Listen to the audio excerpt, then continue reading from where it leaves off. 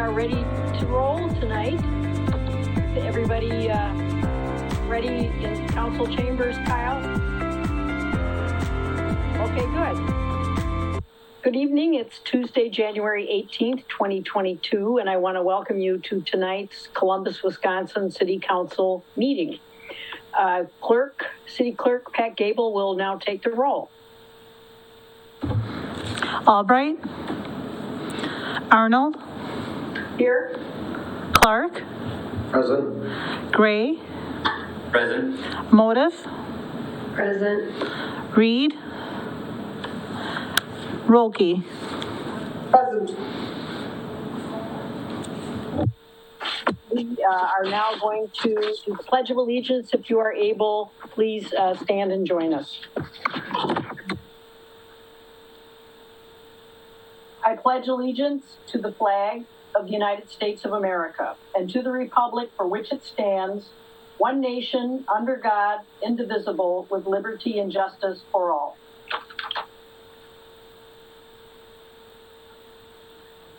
Tonight's meeting has been noticed in accordance with state statutes and local ordinances.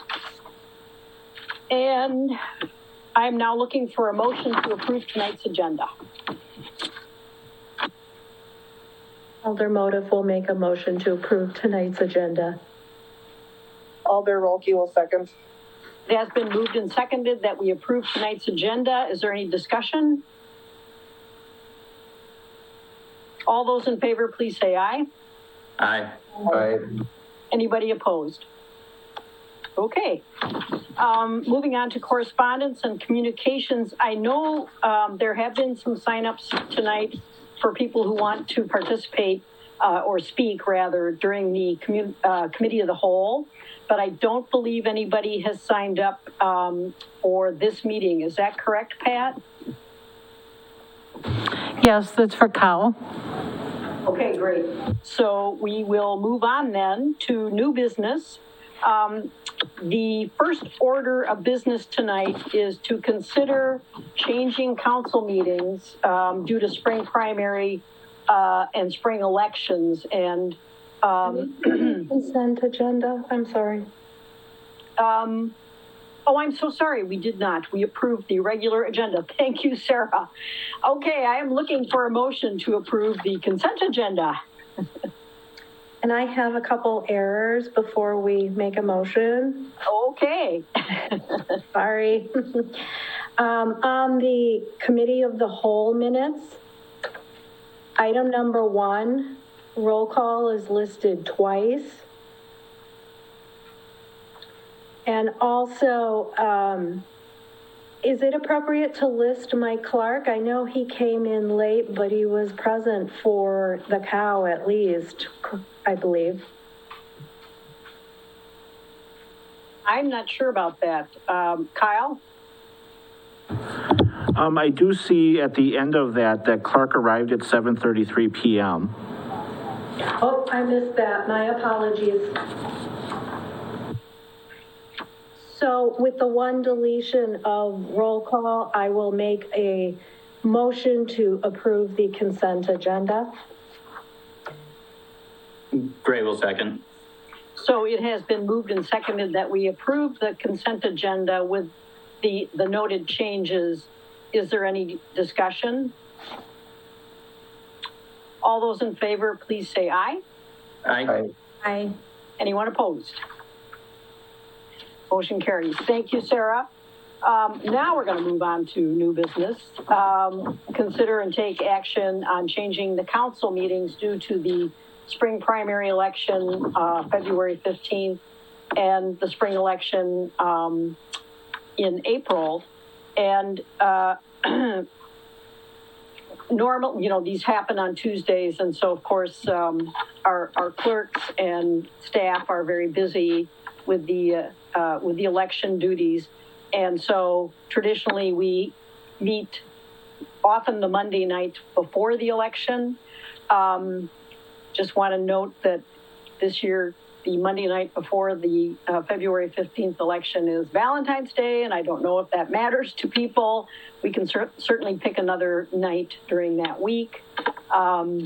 So I am looking for a motion regarding changing the dates for the spring primary and the spring election. I think Yes, Sarah. my husband, I'm sure, would be very appreciative if we did not hold it on February 14th. Okay. I'm open for any other day. So, anybody want to throw something out then, and we can decide on a different date? I'll make a motion to move the meeting from Tuesday, February 15th, 2022 to Wednesday, February 16th, 2022, and to move the meeting on Tuesday, April 5th, 2022 to Monday, April 4th, 2022. Otis will second. Can I just ask the clarifying question? I'm sorry, I don't have my calendar right in front of me. Does anybody know when Ash Wednesday is and when Lent starts? Because I would not be interested in having the meeting during a Lenten service time for those who would be interested in attending those. Let me look.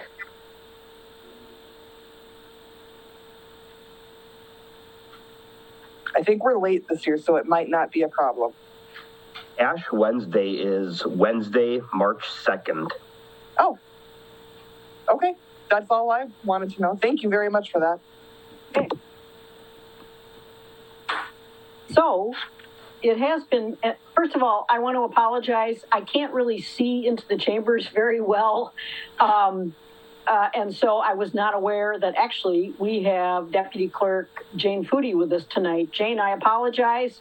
From this distance, you look like Pat. So I'm going to change that.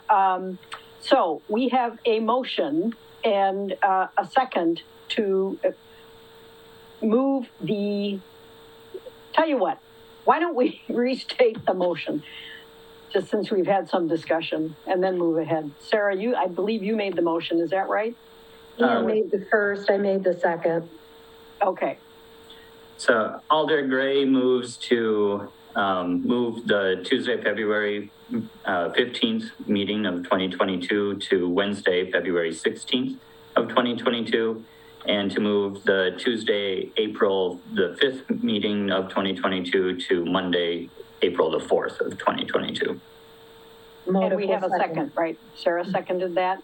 Yeah. So it has been moved and seconded that we move our first meetings in February and April to the date specified. Is there any further discussion? All those in favor, please say aye. Aye. Aye. Anybody opposed? Okay, thank you very much. And now we're going to move on to number 2, which is to consider and take action to purchase the dump box for DPW plow truck number 4. This is something that Jerry talked about with us at our last COW meeting. I know Jerry's here tonight, and are there any updates or any more information that you think we need to have before we vote on this tonight, Jerry? No, it's pretty straightforward. The only thing I would mention is that sometimes there's a concern for the platform that we're putting a new box on rather than replacing the truck.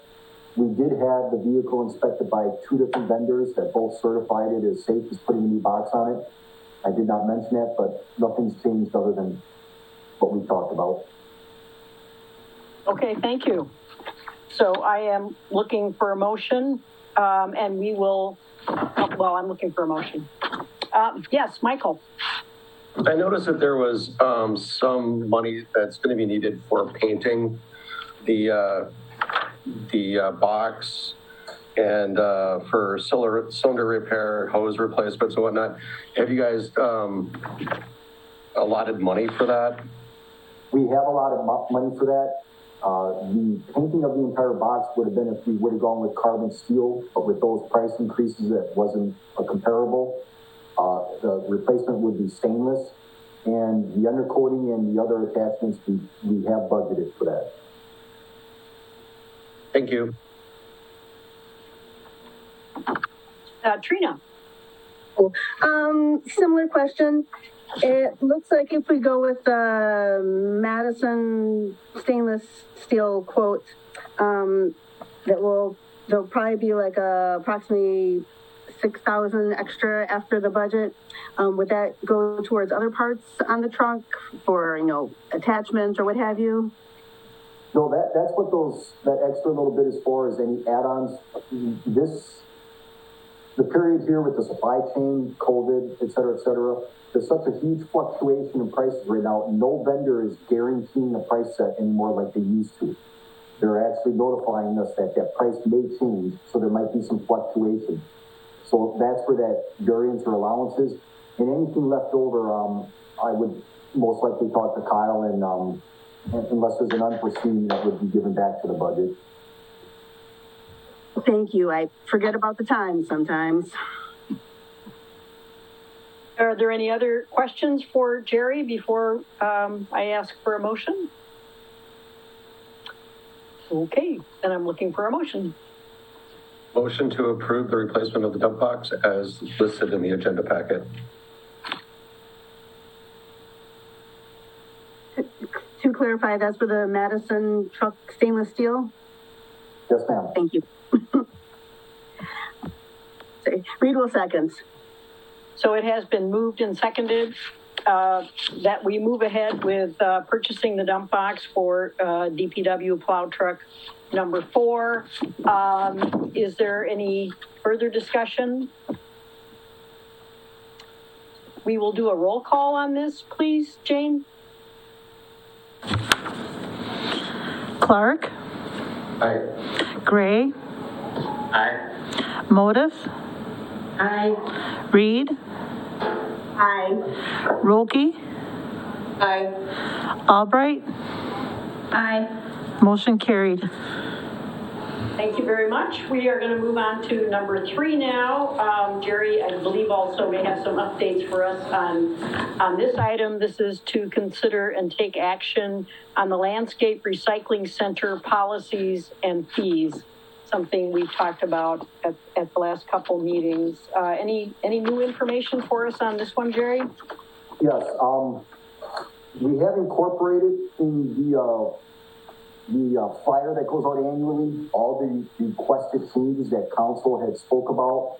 I think it's laid out pretty good, but the one change is we had mentioned and spoke about a consent letter that we suggested using to make sure that we didn't just franchise any residents that wanted to use it, that were hiring contractors, the contractors would use a consent form, and we only spoke of it. So we drew up a draft, and it's a draft only to give you an idea of what it would look like, and you should have that included. It's a Columbus resident consent to use form, and it's basically just getting an address and some information from the resident. And before this was finalized, we would run it through the city attorney to have him put his legal mark on it for any verbiage or language that he wanted to incorporate. But it's pretty straightforward, pretty easy form. Thank you, Jerry. Does anyone have any questions or want any clarifications further from Jerry tonight? I have one question. In the paragraph where you're talking about the consent, it says that it is completed by Columbus resident and property owner. Does that need to be a and or? Yes, ma'am. That's actually circled here. That would be one of the corrections on that. You are right. Thank you. That's geared towards property owners of Columbus that own more than one property. They should be able to utilize the use of the center at each property. So filling that out, it would be and or. You are correct. Thank you. Paul?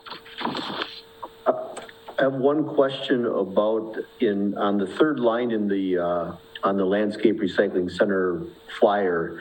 There's reference to the town of Elba for a $25 fee. Does that mean that the Elba residents are able to use this facility the same as the city residents? Yes, sir. And the $25 fee goes to the tag fee. It's not per usage. It's for the tag that you have to buy annually. Okay. But The resident usage doesn't change. Okay, so Elba is considered a city of Columbus residence for purposes of this. Correct. Kyle would be able to clarify that a little bit more. It was something that was set up before I got here, but yes, I believe that's the case. Okay. Yeah, so, Paul, my understanding on that is that historically they've allowed town of Elba residents to voluntarily purchase a landscape tag, and so that's just a continuation of that policy. Okay, I just wanted to make sure that everybody was on the same page, and I do think it's Elba with an E as opposed to a K. Yes, sir. You got the first draft here that's been corrected in the one in my hand here. That was a typo. Excellent, thank you. Okay, thanks for the clarification, and we are now, I'm looking for a motion.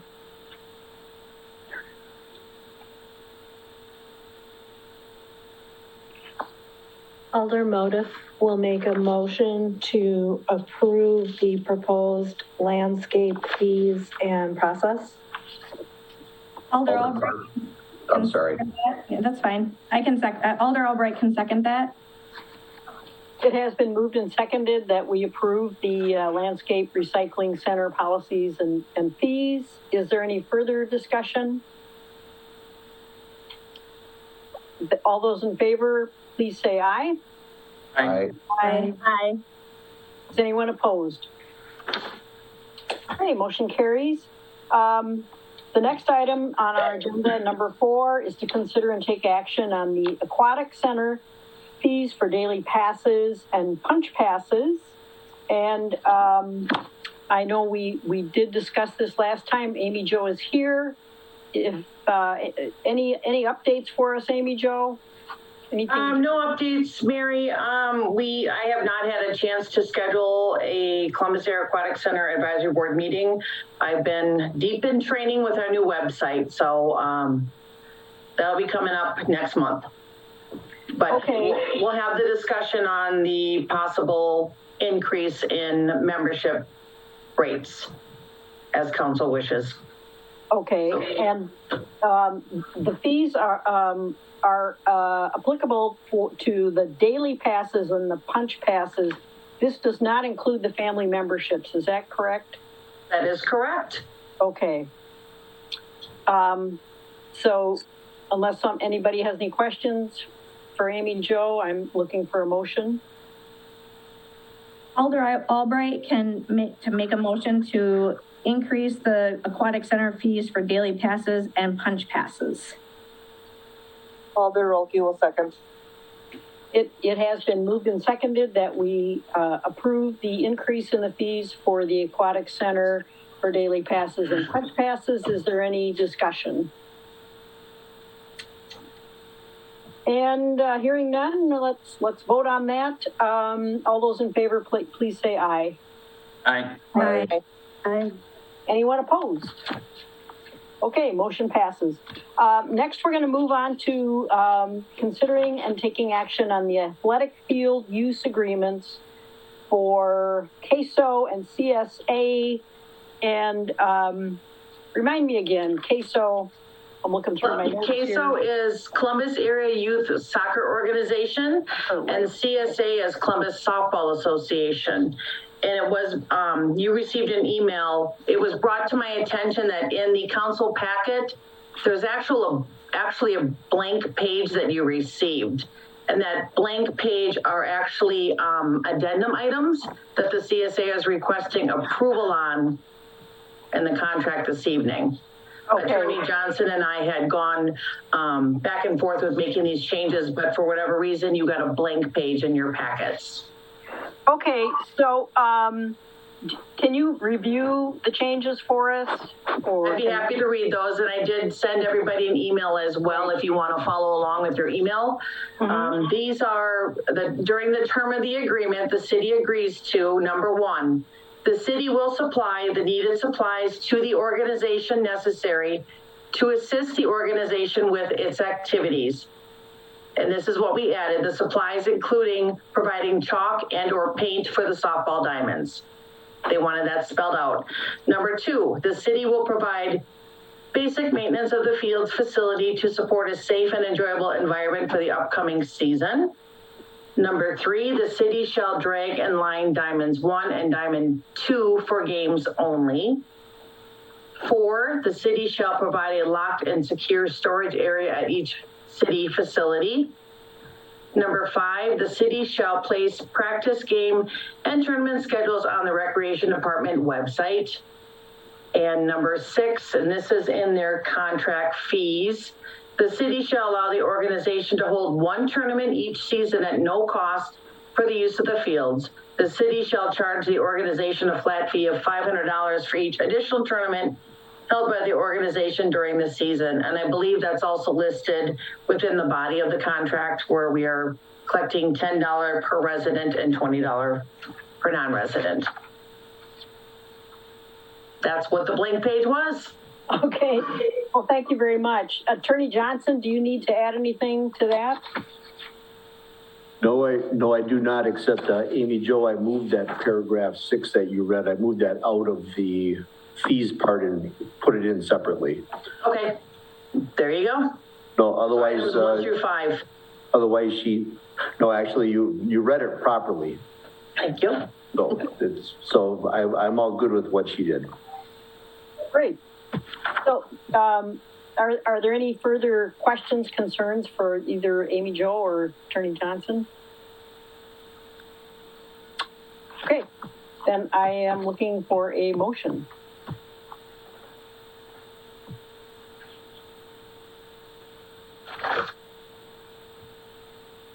Alder Albright can make a motion to approve the athletic field use agreements for CASO and CSA. Alder Motif will second. Okay, it has been moved and seconded that we approve the agreements on the athletic field for CASO and CSA. Is there any discussion?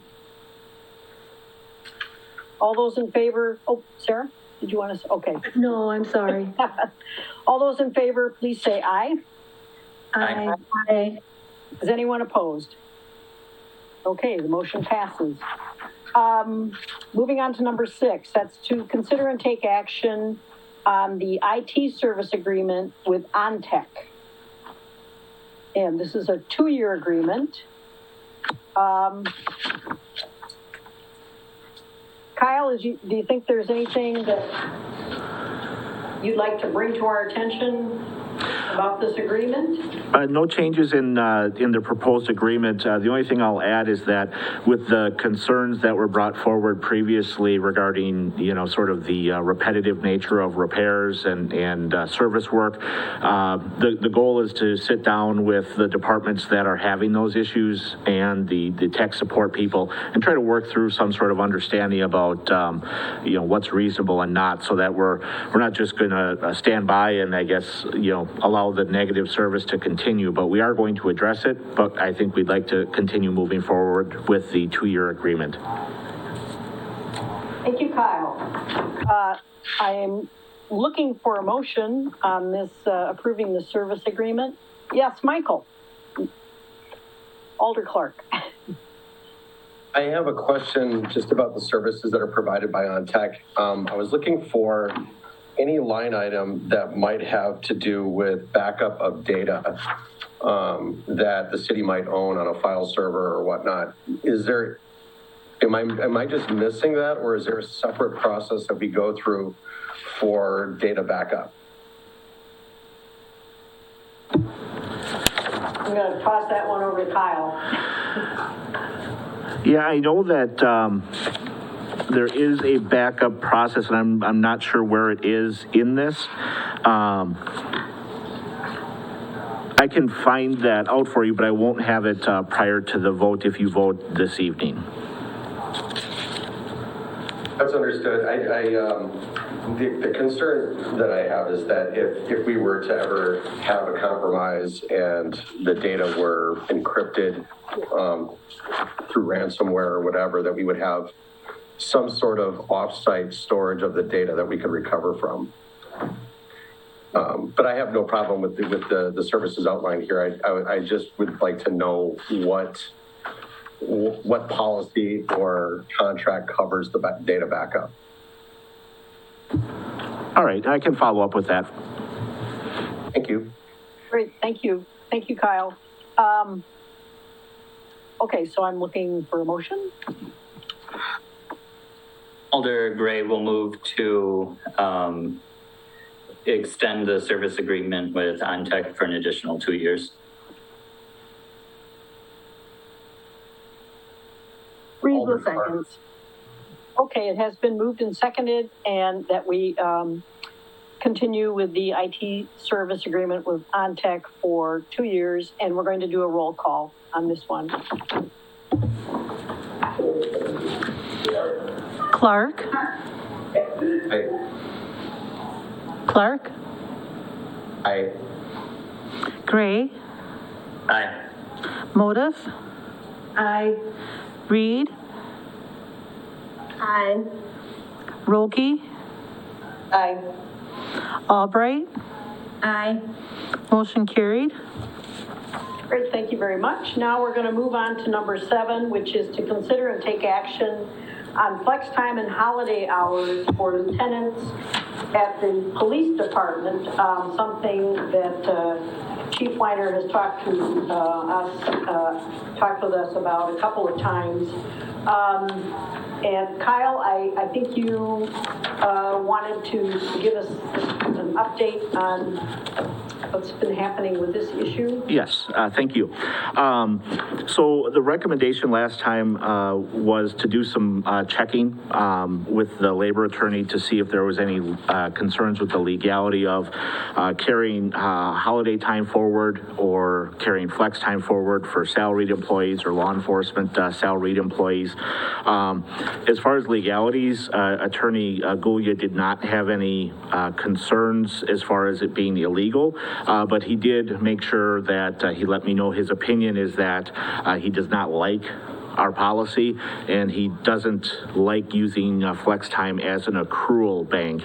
And he said in particular that he prefers a policy that addresses FLSA public accountability principles, FLSA safe harbor, and use of flex time, but no accrual, in a discretionary manner with guidelines where flex time may be appropriate and where use of paid leave is of priority.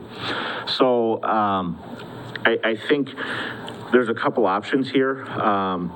And again, as presented in the original memo, this would apply to all salaried employees that were required to work on holidays, as well as all salaried employees would not be required to do the 40-hour reset to zero on December 31st or January 1st. So I think there's several options, 3 of them being you could take the actions as discussed in the memo, and we could then address that in the personnel manual revision to try to incorporate something that the labor attorney likes more, but also trying to meet our goals of rewarding our employees.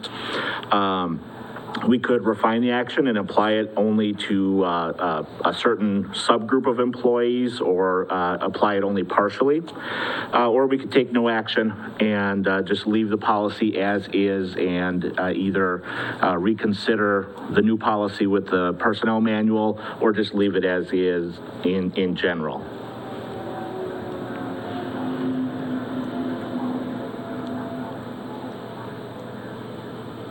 Sarah? I would like to recommend we adopt the first option, go ahead and approve it for this year, and then address the changes when the handbook is being revised. Trina? Thank you. I would also like to approve the flex time for this year. I'm wondering if we could or should put in just a partial sentence on how this is just for the current year, so that there will not be expectations for it to continue in the future. And Shelley, did you have your hand up?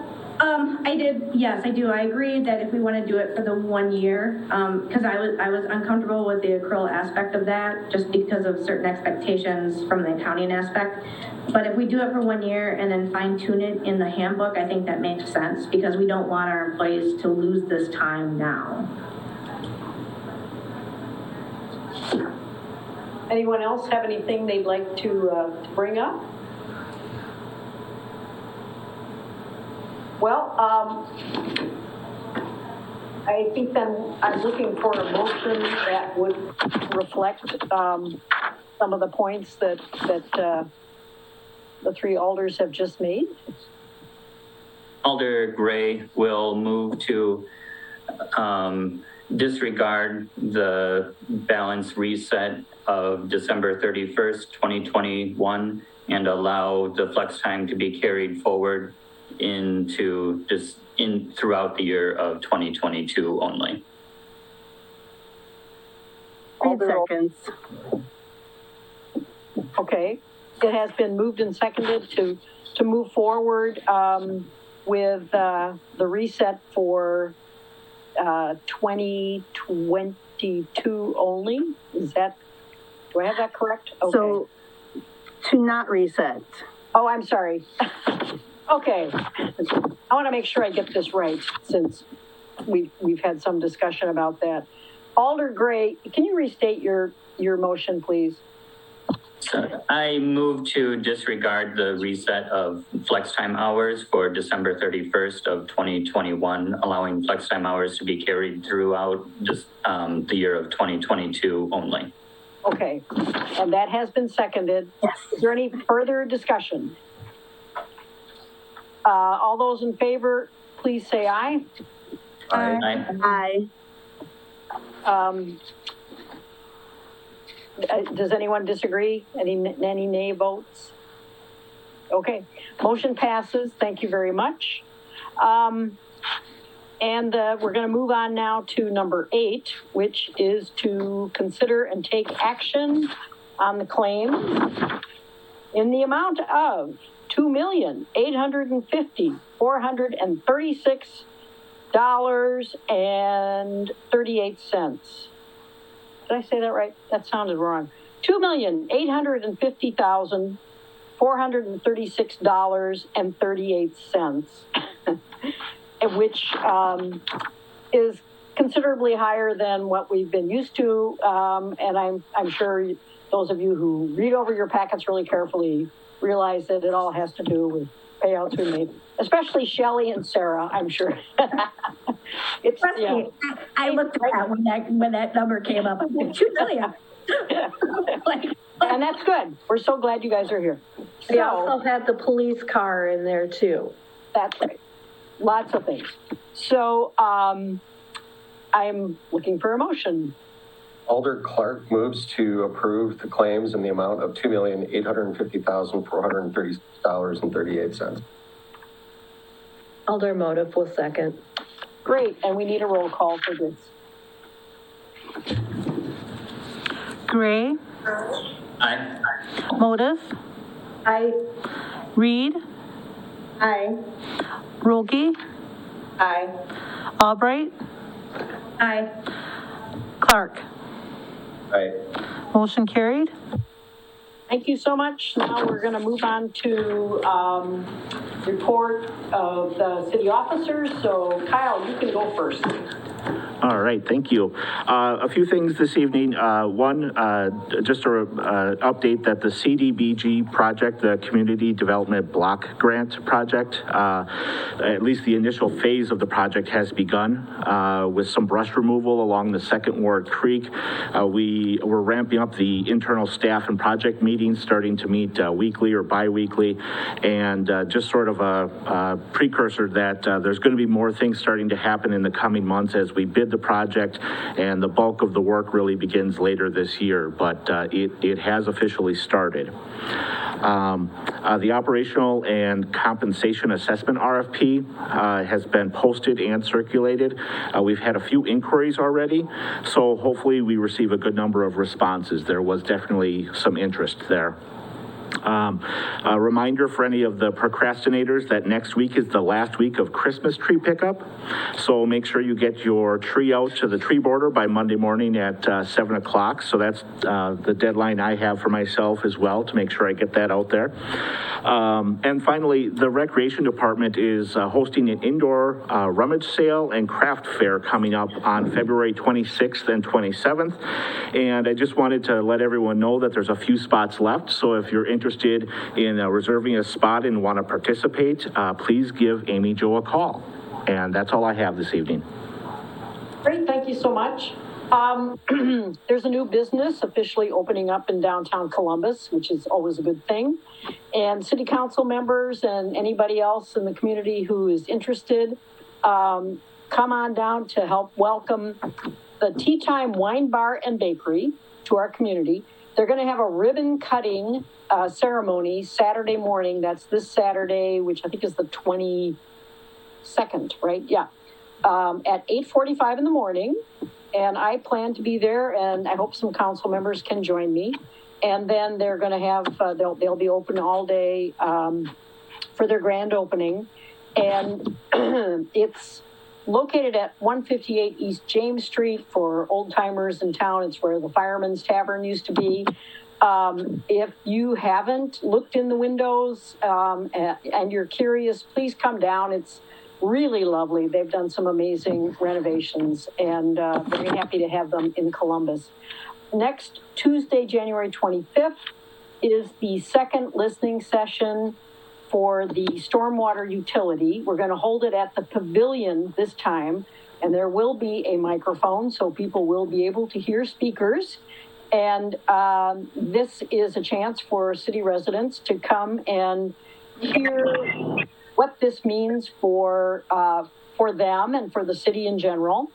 And it'll be an opportunity for citizens to express their opinions, their concerns, and ask questions, and be listened to at this listening session. So I hope we have a really good turnout for this event. And finally, the Columbus Rec Department and Amy Jo Myers are helping to make winter in Wisconsin, one of my least favorite times, more enjoyable. For one thing, the skating rink is open now, and that's in the Fireman's Park. It's closer probably to the country club than any other landmark I can think of in the park. And it's right next to the warming house, which is now open Friday nights from 5 to 9, Saturday and Sunday from 10 to 4, sorry. You can rent skates for $1. Hockey sticks are free. And Amy Jo, I believe, are they selling hot chocolate this year? Is that something they're going to be doing? Yeah, we'll have a small concession items. We'll have water, hot chocolate, chips, and candy bars. Great. And, you know, it's a great way to enjoy this really horrible weather. It's fun. We have a wide variety of skates, too, for the kids. Yes, and hockey sticks are free, right? But they can rent skates for $1 a day. So even if you don't have skates, go on down there. And that's it for me this week. So I'll see everybody at our meeting, our committee of the whole meeting, but our next scheduled meeting will be, I should have looked that up. It's not the meeting that we're changing. It's February 1st. Right. Okay. February 1st, Tuesday will be our next regular meeting. Okay. So now I'm looking for a motion to adjourn this meeting. Alder Gray moves to adjourn. Alder Rolke will second. It's been moved and seconded that we adjourn. All those in favor, please say aye. Aye. Aye. Aye. Anybody opposed? Nobody is. So, are we moving right into the committee of the whole now? Should we continue, or do you want to take a break? It was a pretty quick meeting. How about we just take a quick 5 instead of a longer break? Be back at 7:15. Sounds good. I'm good. All right. All right. I'll see everybody real soon.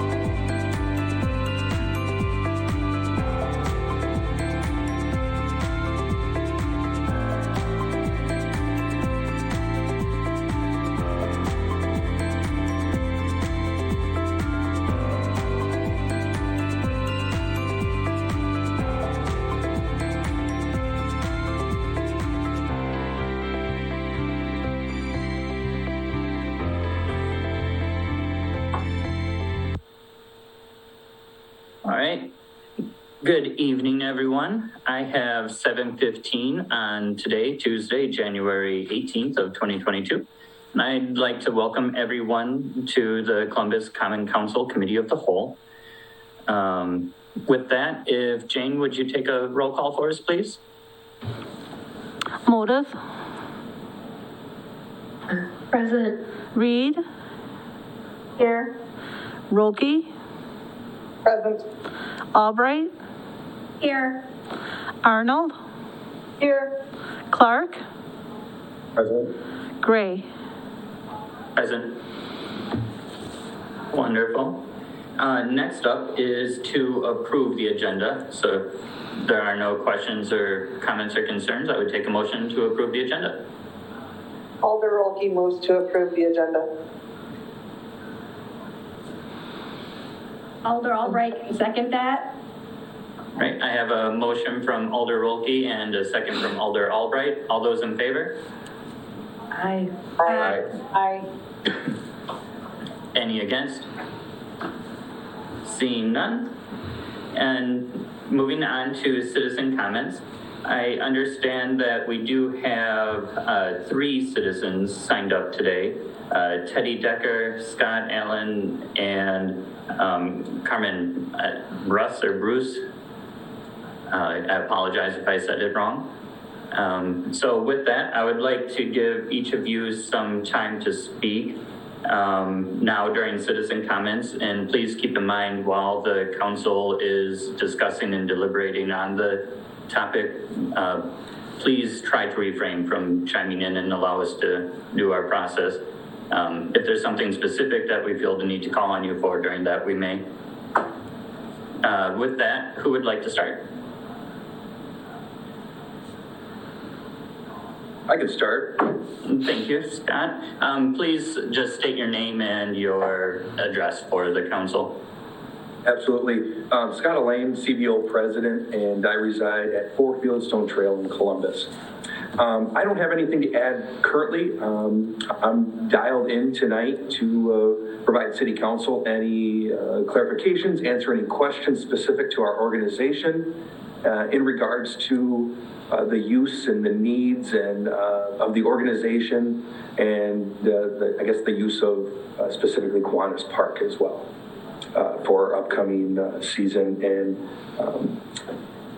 yeah, that's all I have for right now. So yeah, I'll definitely, I'll be here for the entirety of the meeting. Should you have any questions, I'd be happy to address any, but looking forward to getting something agreeable on paper and moving forward. And that's all I have.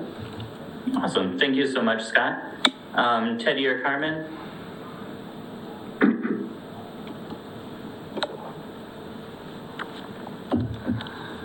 Hello, sorry. Carmen? Wait a second to unmute. Yeah. So Carmen Bruss, you did say it right. And my address is 7380 Cooper Road in Marshall, but we're from the school district, and why I am involved in this.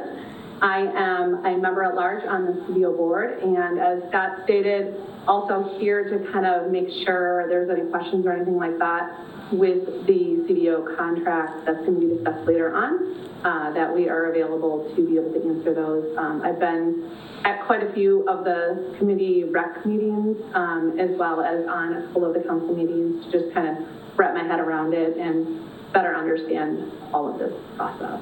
So. Awesome. Thank you so much, Carmen. And Teddy, would you like to weigh in as well? Sure, Teddy Decker. I'm at 970 Badger Court in town. Again, just like Scott and Carmen, just here to answer any questions in regards to the usages of both Kiwanis and Meister Park. I am president of the CSA. Just wanted to be a part of this to answer, again, any questions the council might have in regards to CSA and CSA's needs in regards to diamond times for Meister and potentially Kiwanis Parks. Thank you so much, Teddy. And just a reminder, this is your time to speak, the 3 of you. So if there's like a stance or position that you want to express to the council ahead of time, you can do so now. Otherwise, with that, I would end citizen comments. Go ahead, Scott. Yeah, I just have one thing. I don't have anything specific because obviously I don't have a final contract in front of me.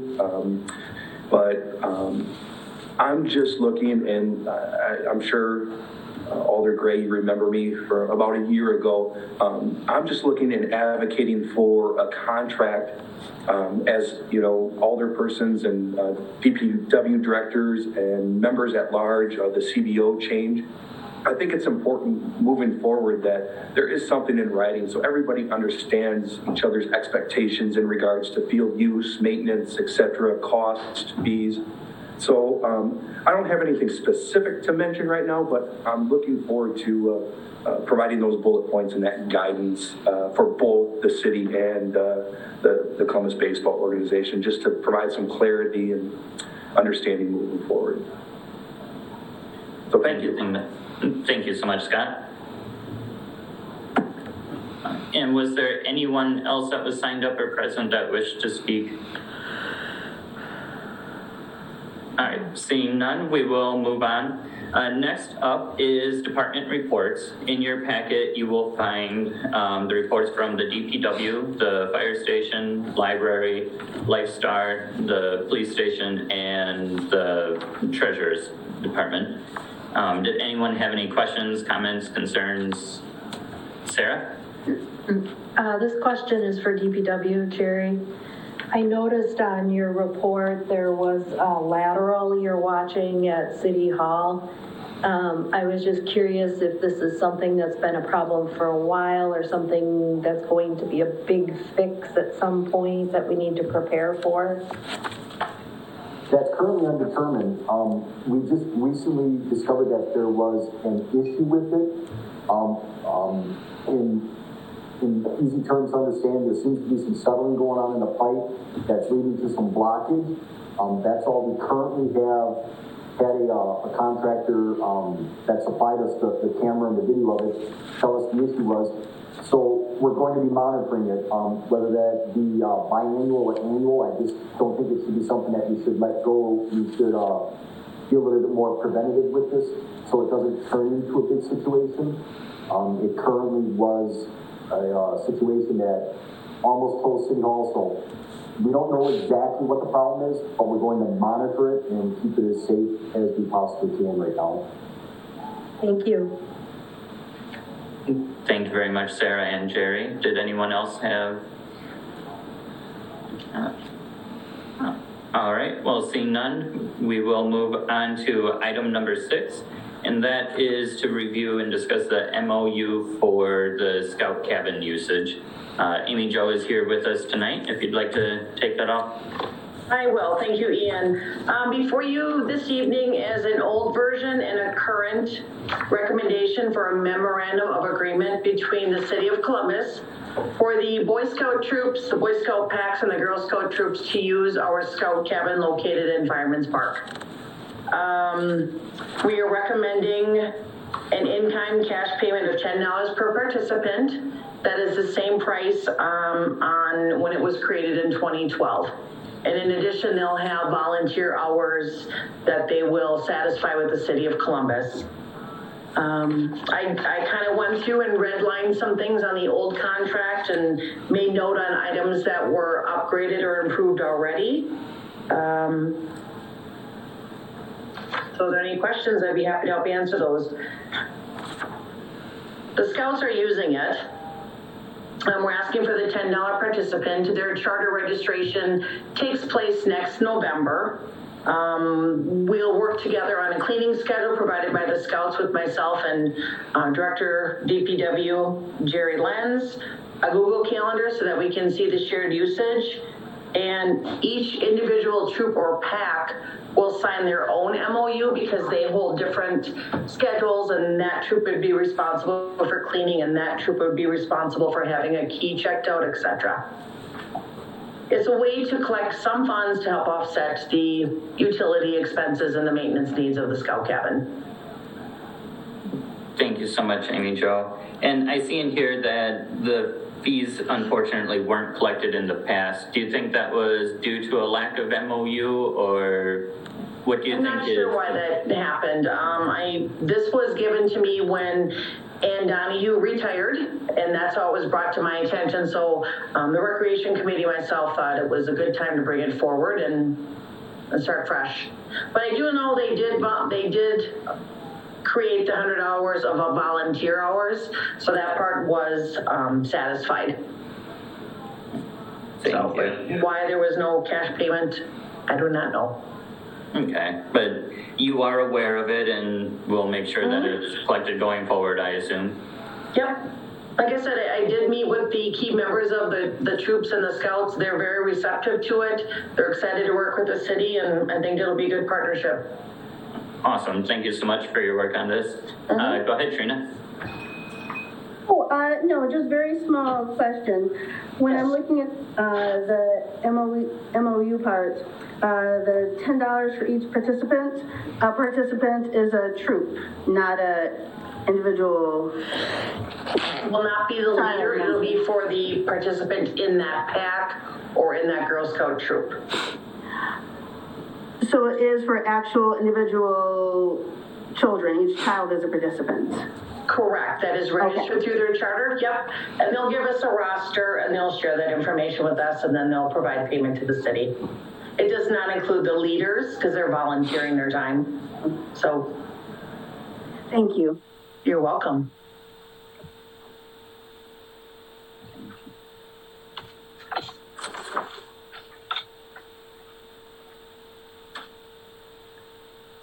Does anyone else have anything they want to add or questions?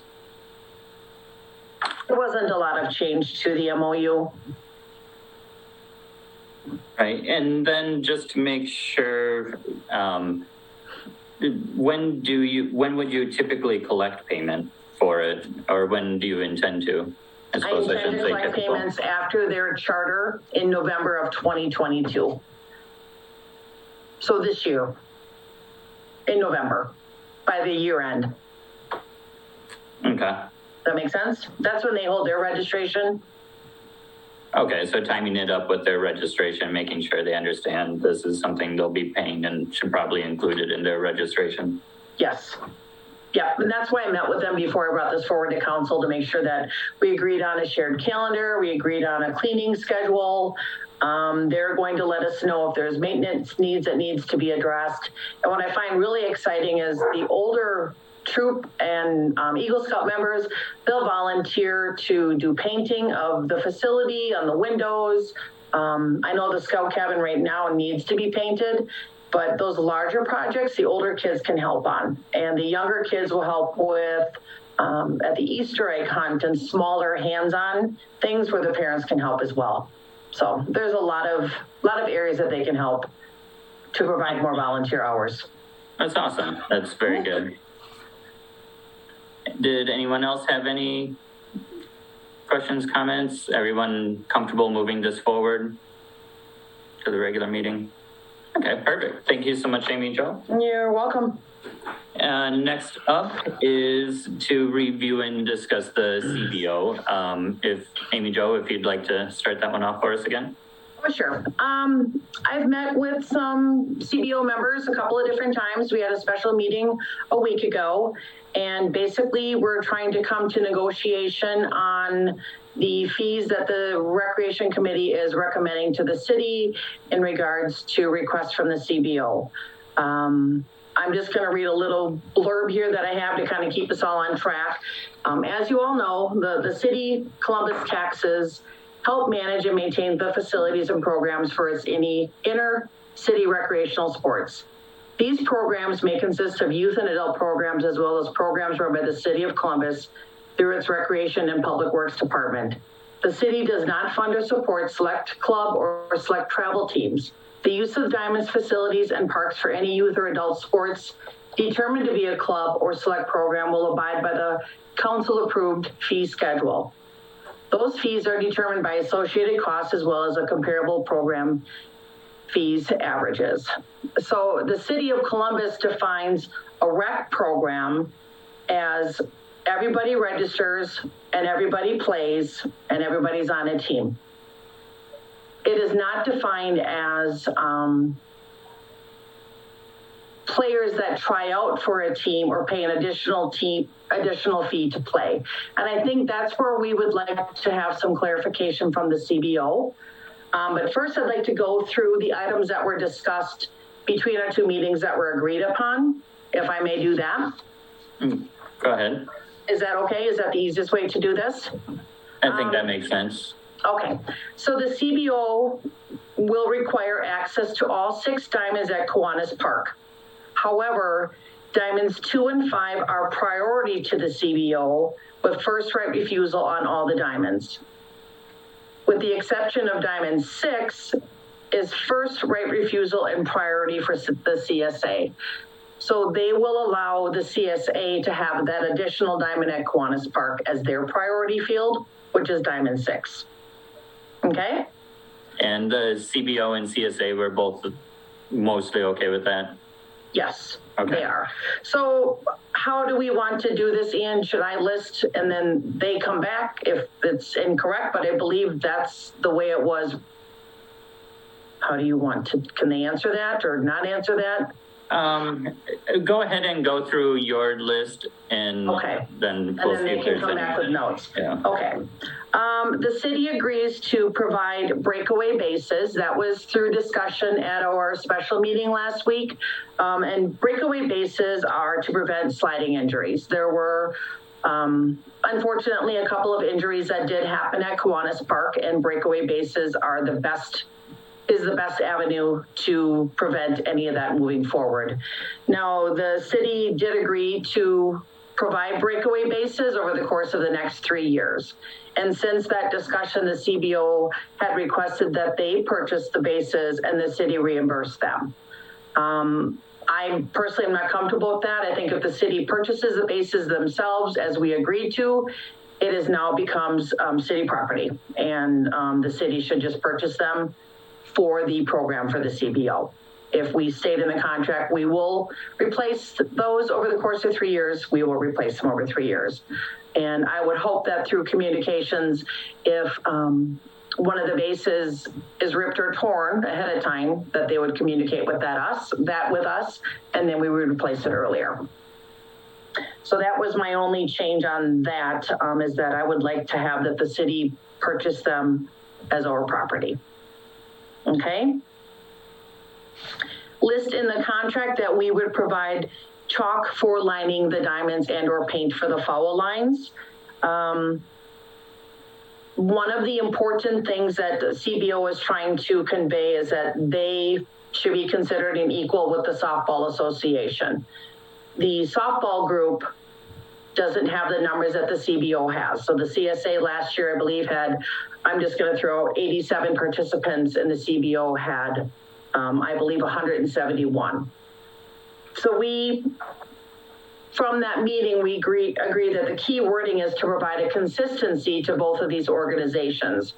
So and this would be based off of the number of participants. So if the CSA, if the city public works department dragged and lined 20 diamonds for the CSA, we would drag and line 40 diamonds for the CBO based off of the number of participants to be consistent. Does that make sense so far? Somewhat. Somewhat, and that's kind of where we're going back and forth, but we're trying to provide a consistency between the two. And I think the best way is probably going off of the number of participants and the number of their games.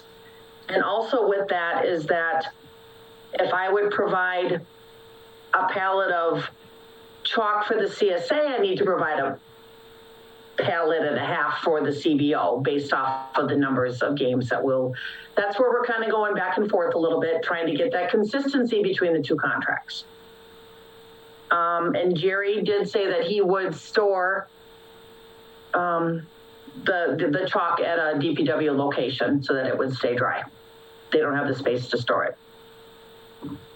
Any suggestions on that part right there? So for like re-chalking and things, how frequently does that need to be done how many games do you play with chalk before you re-chalk?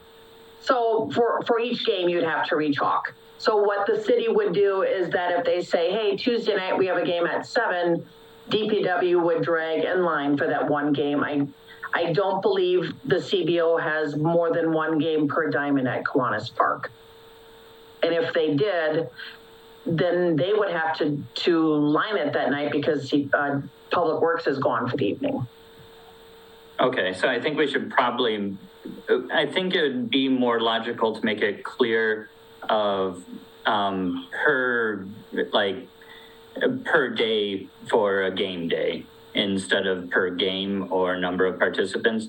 Because what if you do have 2 or 3 games in a day and we can't expect the DPW to go out there 3 times? I think, go ahead, Ian, I'm sorry. So I think maybe if it's more of, once per game day for each club instead of based on their participants.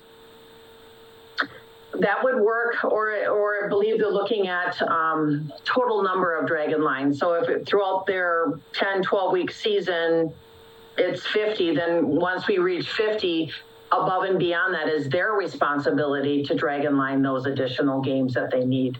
They could have up to 70 games per season, but the city would only do 40 or 50 for the CBO as we would for the CSA to create that consistency. Okay, yeah, I think we just need to come up with what that number is for each and put in that it'll just be once per game day, up to whatever the number is. Mm-hmm. Sarah, excuse me. I'd like to hear from Jerry as to what would work best for his staff without being overtaxing. Yes, this is funded from his department, I may add, so. Yeah. Go ahead, Jerry. I appreciate that. Thank you, Sarah. Mm-hmm. The diamonds there, if we look at the calendar each week, that Monday through Thursday, if we look at the calendar and they have a game on a Monday and a Tuesday, or 2 games on a Tuesday and a Wednesday, we would drag and line those accordingly up to a maximum. And I think what Amy was trying to say is that if they happen to hold another game outside of our schedule that we're not aware of after hours, they would be responsible for it. But going with what Ian said, I think it would be by the day.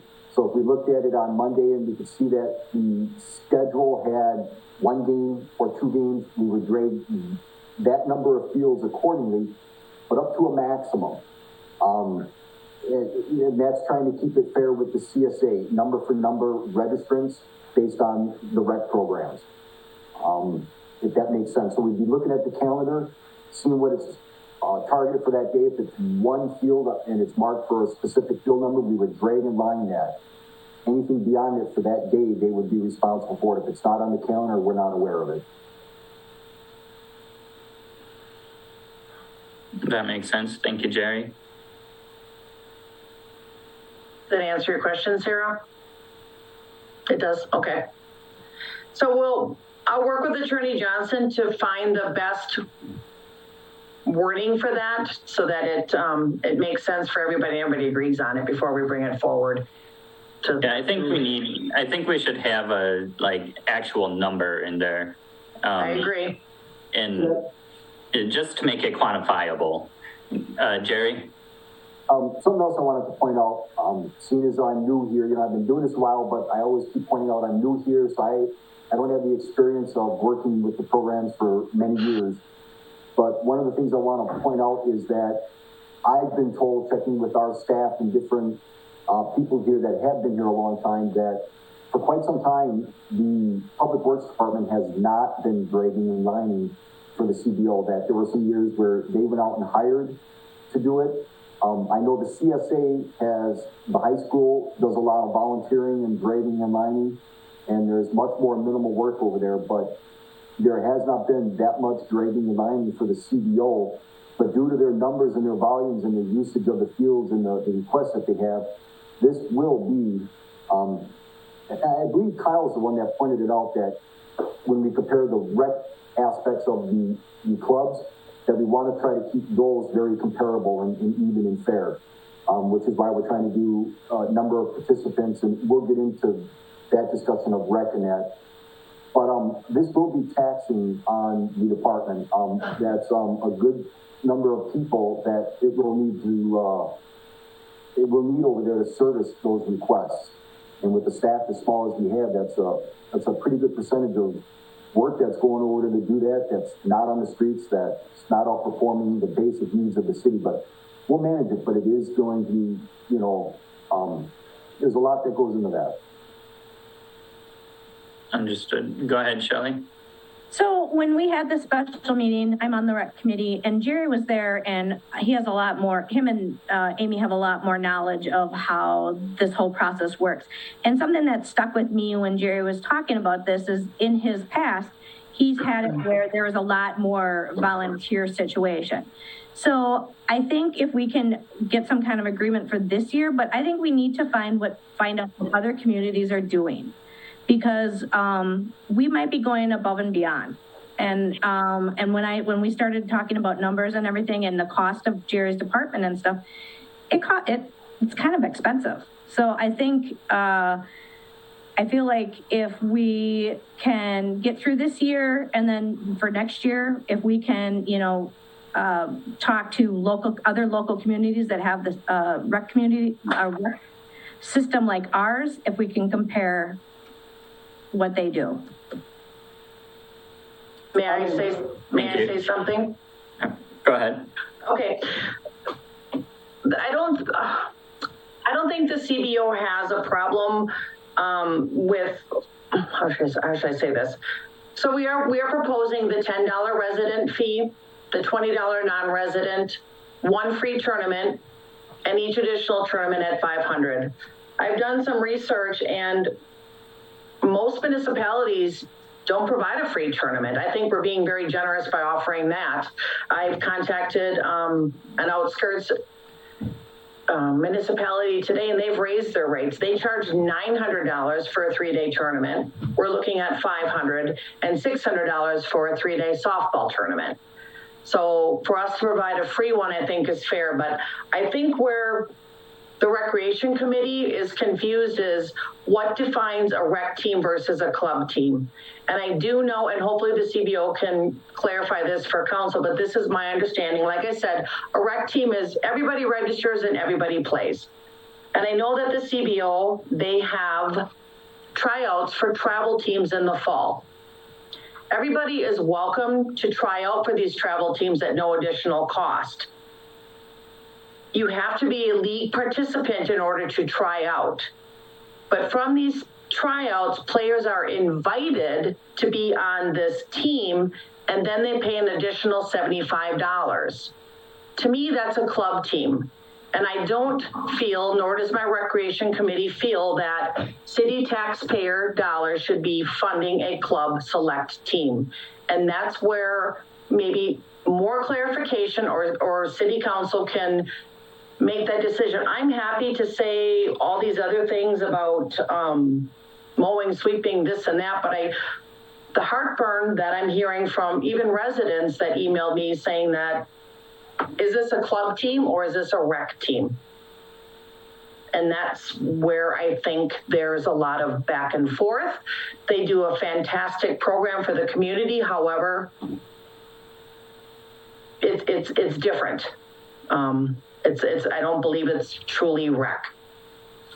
Okay. So that's my stand. If you're holding tryouts and paying an additional fee if you're invited, that's a select team. Jerry, how do you feel? I can definitely see that standpoint. Go ahead, Jerry. I completely agree with Amy, just from past experience. And I think that's where it was going with that special meeting when I talked to the CBO about volunteering is just going from experience. There's items that define the difference between we'll call it 3, select, travel, or club. If you fall into that category, and you define it as if you're basing your tryouts off of selecting players, and you base your team and competition off of select teams and not rec, and you advertise as that, then that portion at least of your program is club. And I've talked to many municipalities, that's clearly defined. The issue that Amy and I are discussing is, referring to the maintenance. We have no issue, apples for apples, if the rec program at CSA, which is comprised of all, I believe almost everyone, if not everyone, and Amy can correct me if this is incorrect, but almost everyone or all of them are City of Columbus school registered, making them in their programs completely Columbus-based, completely Columbus taxpayers, and mostly a rec program. The volume of usage at that field, the difference of cost that it takes our department to fund and maintain the Kiwanis Park and the CBO is drastically different, and we feel it's primarily comprised of the participants that are out of the area and on those select teams. And there needs to be some definition and some defining done by the city, not by the club, through our research. Apples to apples, I completely agree with Amy. We do 20 fields over there, we do 20 here, we do 40 over there, we do 40 here. But there's a vast difference in costs and expenses and manpower, and we just need some better clarification there made by the city and by the council. Thank you. And did you have more bullet points, Amy? Yeah, there's a couple of more, and I'll go through them quickly. So the DPW will prep Kiwanis Park prior to the CBO season, and that includes the DPW moving AgriLime to the Diamonds for field prep. And adequate notices to be provided to the CBO, that's already in the contract. Mow and sweep of fields prior to games tournament based on provided schedule at the discretion of the DPW director. Weed feed and grass seed to be provided per season. I don't remember exactly what was discussed with that, Jerry. They just at your discretion? That's at our discretion for spraying, and I'm currently looking at trying to do that in-house to save a huge amount of that fee. I think if we acquire a spray unit for one of our tool cats or lawnmowers, we could do it at a fraction of what we would pay a contractor to do, but that would be at my discretion, not the CBO's discretion. And then again, the free tournament, the use of the concession stand and the large walk-in cooler for the tournament use, and the concession stand based on availability. If the Kiwanis group was not able to provide concessions at a game, they would have the first rights. Okay. And the only other item up for discussion is a dumpster. We are recommending that the CBO provide a dumpster at their tournaments and not at the expense of the city. Jerry is recommending that if the city does provide a dumpster, that the CBO pays the city's current dumpster rate disposal of $405 for a 15-yard to save them from having to call and get a dumpster, even if they can even get one. Otherwise, that they wouldn't agree to that, then they'll have to call and get a dumpster of their own. And I believe it's like 1 or 2 dumpsters for a larger tournament, but that would be based on the number of teams.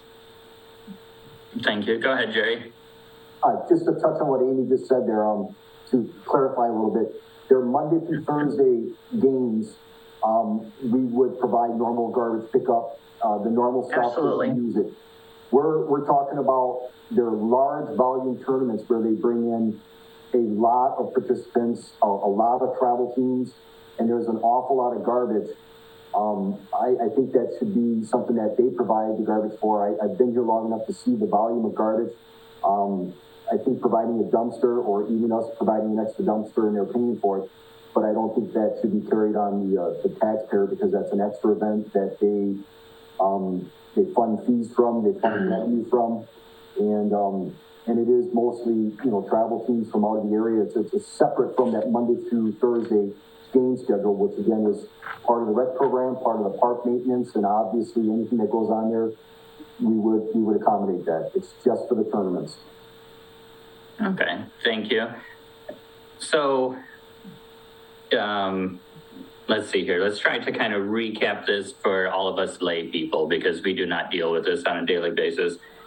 So we're looking at increasing the fees to $10 and $20 resident and non-resident. Correct. We're looking at providing, the basic services, lining, things of that nature, Monday through Thursday for regular scheduled games. Once per day probably is how that will end up. And then providing one tournament inclusive with that. And then anything in addition to that would be the $500 or broken down, whatever that is. And we would also be looking for them to provide basically their own trash removal service at that as well. For tournaments, correct. For tournaments. Is that kind of, did I leave anything important out in that? You captured everything, Ian, and I did not mention that we discussed that they would provide $200 payment for a scrimmage that is held at Kiwanis Park. Okay. Those are usually smaller, and I believe that at that scrimmage that the city would provide garbage for that one because it's a smaller tournament. And just one other quick thing. How much of this is changes from how it operated in the past? What's changed aside from fees? Right, the fees would be the one, and the other big thing would be dragging and lining of the fields for the participants. Okay, and how much, Jerry, do you believe that dragging and lining of the fields will likely cost the department? Minimum of $3,660 for the season. That's going at a minimum of labor and material only. That's not including equipment charges or fuel costs included. So that's just the labor and the material. Okay, so. And that's based off of what we figure is what we would do over at the CSA, and then a percentage used to player perform over at Kiwanis Park. Those numbers could fluctuate a little bit. Okay, so really these increased fees the city is not going to be likely even coming any closer to recapturing any of the expenses. We're probably going more in the hole with this agreement and the increased fees than what we were doing before. Am I gathering that correctly? That's a great point, Ian. I think Kyle used this verbiage, and I'm going to quote him. We're not making any money on this, and we're not saving any more. We're just reducing the amount of expense that we would have to the taxpayers. Our expense this year is going up, and I was hoping that with my budget and the city's current budget situation that we could reduce a little bit of that. And I think everybody's aware of costs going up and fees going up, but yes, it's going to cost my department more, bottom line. So would it make more sense to keep the fees down and keep them lining their own diamonds and keep all of this on more of a volunteer and on them as opposed to the city taking on all this extra work and cost? To be direct with that answer, I think the fees that they've been paying for a while, have been really, really good. I'm not sure why they were that low, and I think the adjustment that we've made, Ian, we've done a lot of research with a lot of other communities, a lot of other clubs, a lot of other teams. We still feel that those price adjustments are necessary due to the drastic increases that we're incurring all over the board. And those increases are at a bare minimum, and to play the devil here, Amy actually came in on the low side of what I recommended by just a little bit. I did not recommend the free tournament, and I recommended just a slightly larger increase after communicating with all of the different municipalities and all the different clubs and organizations. We took an average according to our population and what we offer, and I actually thought they should be a little bit higher. So yeah, he did, and this was something from numerous conversations, and Shelley can attest, but we didn't want to go from here to here that quickly. Well, This was a middle ground, you know? I understand that completely. My problem is, I don't think we're going from here to here with fees. I think we're going from here to here with the cost of the city and the service provided. And we're spending more money, not recouping more money. That I have a problem with. I think if we're going to be adding all of these services on the city, the fee needs to increase more than that, or we just need to not add all of these services that the city is providing. I don't think it makes any sense to increase fees, but then increase the service and cost of the city exponentially higher than that. That's illogical. That's why I would like to have a clarification on a club team versus a rec team, because if it's a club team, different fees should be charged. It should be an hourly rate or a different contract. And do you think that would recoup, like Jerry and Amy, do you think that would recoup that difference of the city actually spending more money than what we were prior? No, it would just offset it at a better pace. We won't recoup it. Our costs are going up faster than I think anything that we could try to recoup right now. And it's not fair to put that burden on any rec program or a club team. If we were providing our funds to help maintenance a club team or travel team, I don't think it's fair to put all that cost on them, but our costs are going up faster than any price increase that we could ask somebody to pay. We're just we're minimizing it. Understood. Amy, or Trina and Michael both had their hands up. Do you know which one of you had your hand up first? I apologize. Michael, go ahead. I think it sounds like some of the reluctance to raise the fees too drastically is because these events actually bring people into town, and we don't want to dissuade that from happening. Is there any way we could get creative and maybe use some of our tourism dollars to bridge the gap here? Because that's really what we're encouraging here. I mean, robbing Peter to pay Paul is kind of Kyle, it sounded like you were about to say something. Yeah, if we're going to adhere to the room tax statute, we would really have to make the argument that these expenses would be eligible and they would result in essentially heads and beds. And a lot of times you see that being marketing expenses and things like that, which maybe you could make an argument for a travel tournament. For the routine maintenance, I think if you're going to stick closely to the statute, I don't see that as being probably likely. Okay, I just wanted to ask the question. Makes sense. It's always good to look at everything. Trina? Oh, thank you. Yeah, I feel like with the proposed increased fees, it's like a 50-50 chance whether or not the city would break even. If we would be incurring, $3,000 in cost, and like 225 kids sign up, and most are in town, but a small portion out of town, that might just equal 3,000. I just wondered if we should still have the first tournament be free, or possibly, $250 and then $500 for the second. Just trying to see if there's a little way to have a small bump in there, just somewhere. I understand completely. One thing I think we all need to understand on council is this is a loss to the city no matter what. Like this costs the city money.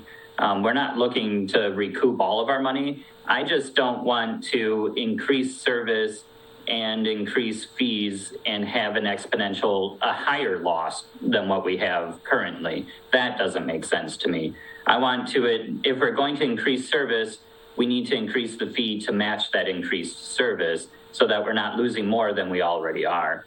If that's kind of where I'm at personally, is I don't want to lose more money than what we're already losing on it. Sarah? Or I should say spend, not lose. That's a poor choice of words. Go ahead, Sarah. I have 2 points. I haven't really heard from the rest of the council about, unless it's just my cold fog, so I apologize if I've missed this, about the club definition. And from what I'm hearing Amy Jo say, I would support that definition of club as you're talking, and I think that that does sound like a club as opposed to rec. And we should follow those guidelines. I also agree that we should not be giving away such a large amount of money. It may be a good compromise to do the $250 instead of the $500 free tournament, but I would really like to see full price for all. Thank you. Thank you, Sarah. Did anyone else on council have a comment that they wanted to make? Otherwise, I'd like to hear from you briefly, Scott, or if one of the others think it's whomever is more appropriate. Scott, you look like you're keyed up to talk. So what are your thoughts on the fees and the extra services? Ian, you hit it right on the head when you said, basically the history is, the fees were low. It was $5 per player. And I just want to provide some definition to the rec league. The rec league is, the Monday through Friday, everybody plays. We have, close to 200 registrants. That's, we're busy. We have 26 teams, 23 use Kiwanis alone. The reason, I mean this with all due respect, the city maintains the park. It's a great facility. We love it. But when fees were at $5, you're exactly right. We lined our own fields. We sometimes mowed before the tournaments. The tournaments, you have absolutely no expectations except mowing and sweeping the fields. We line all the fields. We prep them. We even buy soap and, toiletries. We remove our own garbage. And we don't have a problem with that fee for the tournament teams. This is weekends now. The tournament teams on the weekends. Those are select folks. A majority are Columbus or Columbus School District kids. But we don't always have enough to field teams at all age levels. So yes, the tournament teams is from the Columbus area.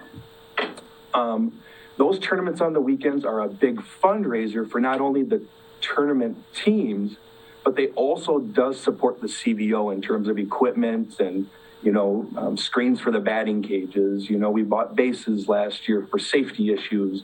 So they kind of support each other, but I do agree Monday through Friday is your rec league where everyone signs up, everybody's on a team. And the reason this contract came up is because we went from doubling the fee to city residents to quadrupling the fee to non-residents. And we're not objecting to the fee. That's when the CBO had to put something in writing because we've had a pretty loose agreement in the past.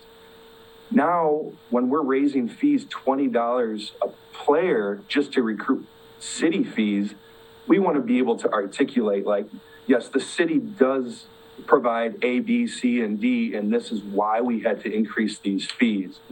And so when we were drafting this or discussing, my apologies, I wasn't present at a lot of the rec meetings, so Carmen, if you have any additional questions, maybe Carmen can ask. But when we're drafting this, we were just looking for some consistency because, our friends over at CSA have always had their diamonds lined and, so we just wanted to include some stuff and make it equitable. We have more players. We might incur more work from the CBO in terms of field maintenance and et cetera. But we also have more participants and we provide more money. So I'm happy to answer any questions. Everything Amy Jo has said so far, I don't have any opposition to the fees.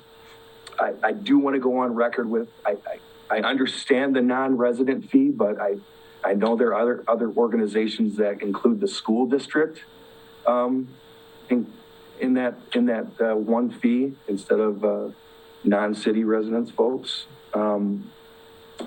I understand that. It's just, they don't Yeah, pay it's fine. for it. And I'm not even I'm not gonna waste time on that. That's fine.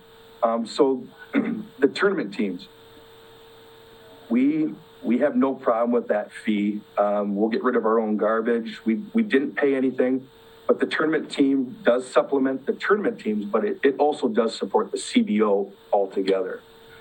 And then the Monday through Friday league, that's the rec league.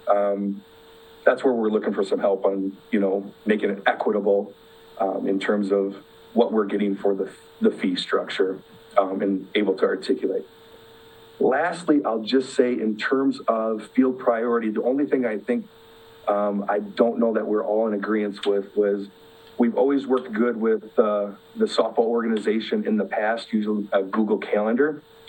But I don't know that we can, because Diamond 3 is really a field that we don't consider a field. It's more for practice or T-ball because it's so small. Trying to operate 23 teams on 4 fields and provide Diamond 6 to CSA, I don't know that we'd be able to accomplish that. And I would ask that that's out of the contract. We could definitely provide them Diamond 3 on Tuesdays and Thursdays when we're not using it. And then in addition, I would love to just coordinate with Teddy and the CSA via our Google Calendar, which we've done in the past, and provided them more availabilities as they come up. So happy to answer any questions. I won't take too much more time. Awesome. Thank you so much, Scott. And so I think go ahead, Amy. Oh, no, I was going to say Teddy's on here if he wants to answer that question about the priority for D6 and take 3 instead. I think that's more of something for the rec department and the individual. Perfect. You guys to decide. That is not something that the council has enough knowledge on, I believe. Okay. I think that's something that amongst your 4 organizations you should absolutely and bring that back to us. My biggest thing is still, I want the fees to make sense. I want them to be equitable. I want it to be clear what everyone is getting or not getting for them. But I am definitely not for increasing fees and increasing services above and beyond those fees. Increasing fees, they've been very low for a very long time. So it's natural for us to want a little bit of an increase to help recoup some of the money that we are spending to host this. But I don't want to exponentially increase the cost above and beyond what we're recouping from those fees. That makes 0 sense to me. I would rather leave it as it is than increase fees and increase this. This just makes 0 sense to me as it is right now.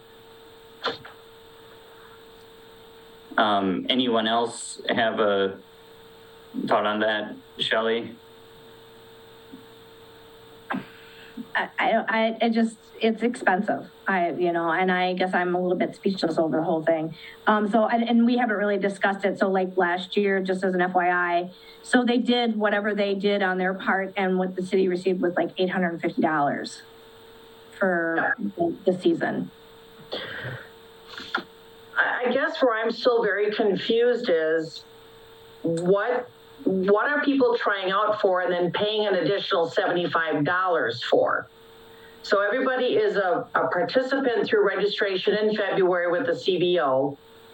Everybody can try out, but only certain people are invited to play. So is that a separate registration? So should that be a separate additional fee to the city? Is that where we capture more money for resident, non-residents? Because I believe that's where the higher number of non-residents are. So to me, then the taxpayers are supporting a club team. And that's where I personally having... That makes a lot of sense. I think anything of that nature, in my mind, I am a lay person to all of this, I'll admit. But that does seem to be contributing to what I would classify as a club. So that should, at the very least, be a separate registration for each of those people that are then on a new team. They were invited to a new team. They need to register for a new team. Again, it doesn't matter if they were already on an existing team and paid a registration. They now have a new registration. That's that makes sense to me. Go ahead, Sarah. I think this needs to go back to the drawing board. This is not ready in front of the council, and I would agree. I don't think that, yeah. Yeah, I think that's kind of where we're at right now. I don't think I think a lot of this is beyond the scope of what the council really has a good understanding of or a capability to decide on. And I think between the DPW, the rec department, and the softball league and the CBO, I think the four of you should come to more of an agreement. My direction that I would like to see before this comes back to a committee of the whole again is I don't want to see an increase of fee that doesn't at least recoup the increase of cost. That makes zero sense. Otherwise, just don't increase fees and don't increase service. That's my position personally. I would like to see the increase of fees at least recoup the additional cost of the increased service. I'd like Amy, Joe, and Jerry to make the definition on club and to make that recommendation as opposed to looking for our recommendation on that. Right. Also makes sense. The city's definition of a recreation league is everybody registers, everybody plays. There's no tryouts, there's no sponsor teams. I've attended a couple of CSA meetings, for example, and some parents want to have a travel team, and it was specified to them that you rent the city fields from the city, you don't have a contract, you volunteer on your own, you don't use our equipment, et cetera, et cetera, et cetera. It's totally separate from the CSA Rec League. Right. I think those are the big areas that we need to define. What is the rec league? What is a club? And if we're increasing services and fees, let's make sure that it makes sense and that it is clearly defined. I think both of everyone involved deserves to have a clear definition of what they're getting for their fees and what their fees are. But I don't think we're ready to move forward with anything yet. Is that what I'm getting from the council? Yep, sounds good to me. Lots of nodding heads. All right. So let's, I mean, if we have an update for the next committee of the whole, we'll put it on the committee of the whole again. Amy, I'm sure you'll. I'll work with them. We'll grab everybody together and we'll have a meeting. I like the direction you're going. I like that, you know, I agree we need, I agree with Scott and Teddy and Carmen. We need clear of what the contract is, what they get for what they're paying. But Agreed. We also need to, so yeah, we got it. I'm not going to beat a dead horse. So with that, let's, unless there was any other comment that I'm missing. Okay. All right, let's move on to, review the request to purchase a mower for the DPW. Go ahead, Jerry. Okay, this is a new request, so I'll briefly go through this. DPW currently has 2 mowers in its inventory. They were both purchased in 2013, I believe, and they both have pretty much outlived their life expectancy with good, vigilant maintenance. Both of them are at the end of their life. We were looking to replace 2 of them, but with the current budget, we have funds to replace 1 of them. Late at the end of last season, we had an engine fire in our 61-inch mower that left that unit inoperative. So it, currently we're going to target the 61-inch mower. We've already done the legwork to get 3 estimates. It is a fixed manufacturer price item, similar to some of the trucks and equipment that you purchase. But there is slight cost differences.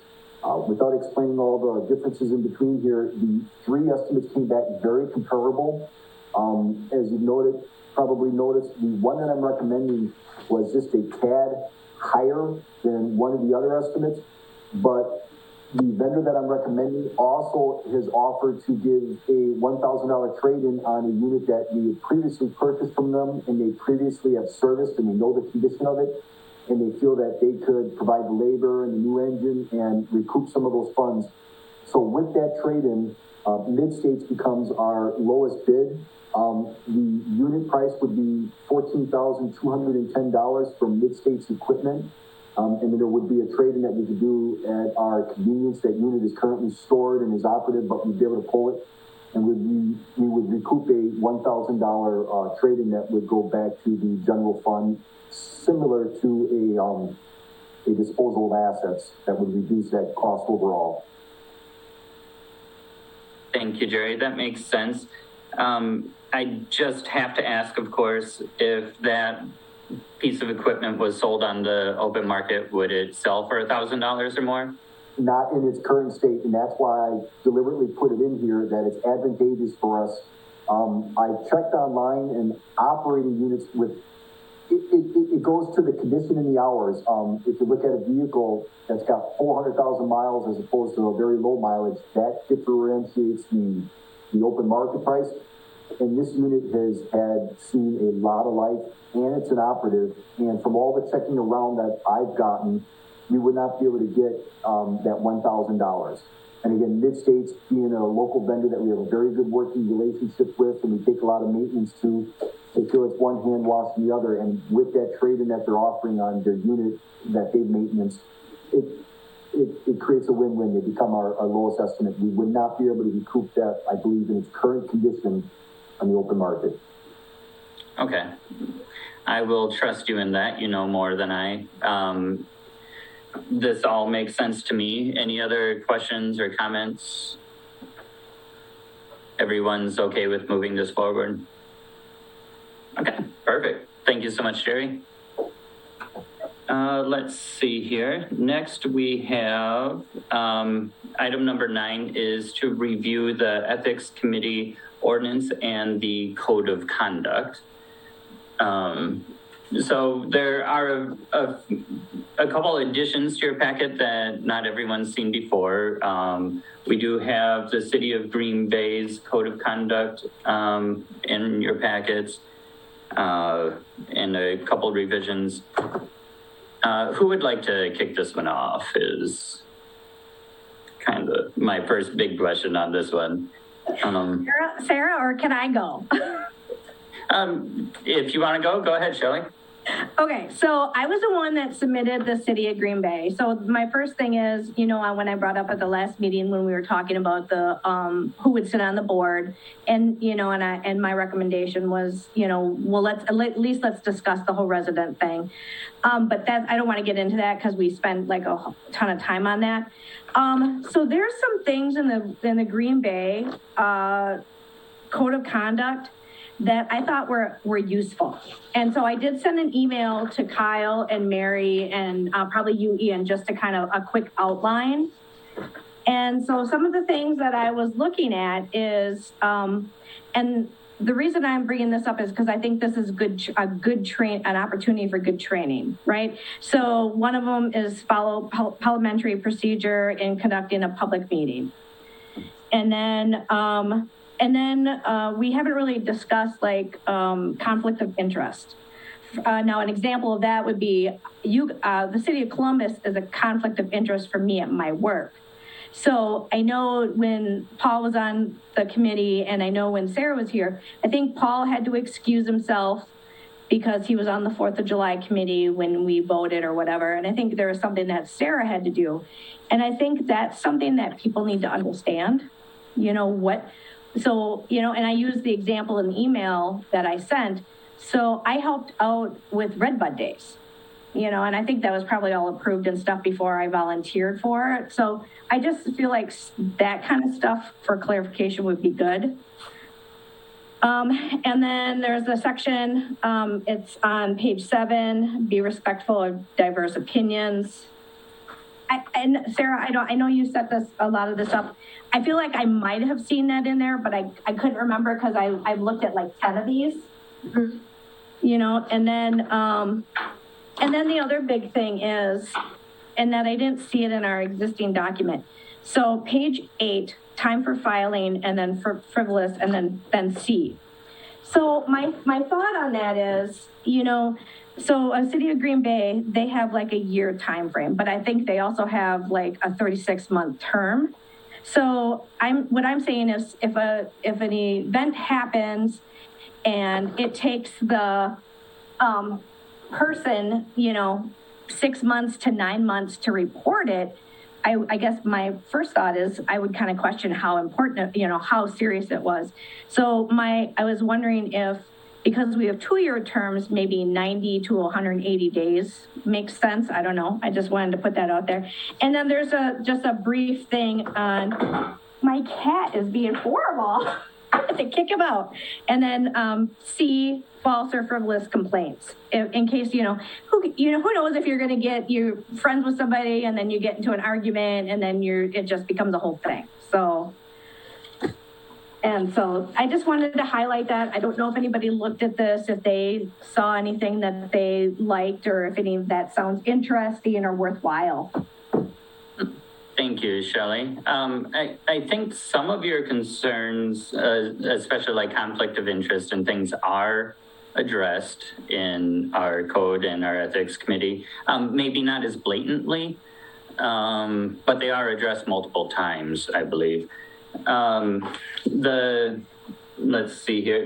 As far as parliamentary procedure, I would have no problem including that. I don't know if it's absolutely necessary, but I have no problem including that if that's the will of the council. I think that could be included, not a big deal. I don't have a problem with that. I would like to see that included. Yeah, I mean, it's in ordinance already, but if we want it to exist here as well for clarification and redundancy, I don't see that as anything negative. It could be. Again, it's included in ordinance, so it's not absolutely necessary, but for a singular living document, that's not a bad thing. Sarah? I think it's a good idea just because I think this document will partially be used for onboarding in the future. And it's just a good trigger to start talking about it with new council members or commissioners who maybe don't understand Robert's Rules of Order. Right, and I totally understand and respect that stance. I think we shouldn't be looking at this as an onboarding tool, though, because that's not its intention. Perhaps creating an onboarding tool that would include parliamentary procedure would behoove of the council or the city, but this shouldn't be looked as an onboarding tool. That's not what it's intended to be, is all I'm saying. It does exist elsewhere. I'm fine with it being redundant. That's not a big deal. But I don't think we should be looking at this as an onboarding tool. If we want better onboarding, we could come up with an outline of everything that we want to go over. But I don't think that we should be viewing this as an onboarding tool. We should be viewing it as a code of conduct, because that's what the document should be. Go ahead, Shelley. So normally a code of conduct has to be read and agreed to prior to starting a position. So right. Normally it is considered an onboarding document. But that's not its intention, is what I'm saying. So let's not stray from the intention of the document. Yes, it will be used in part for that, but that is not its intention. So we shouldn't be trying to include everything that we need to do for onboarding new council members, because that's not the purpose of the document. It will be part of onboarding, but that's not the purpose of the document. The purpose of the document is to establish a code of conduct. If that makes sense. That's just where I'm coming from. But again, redundancy isn't bad. Any other thoughts on, let's see, I'm trying to think of any other highlight that you mentioned, Shelley. Am I missing one?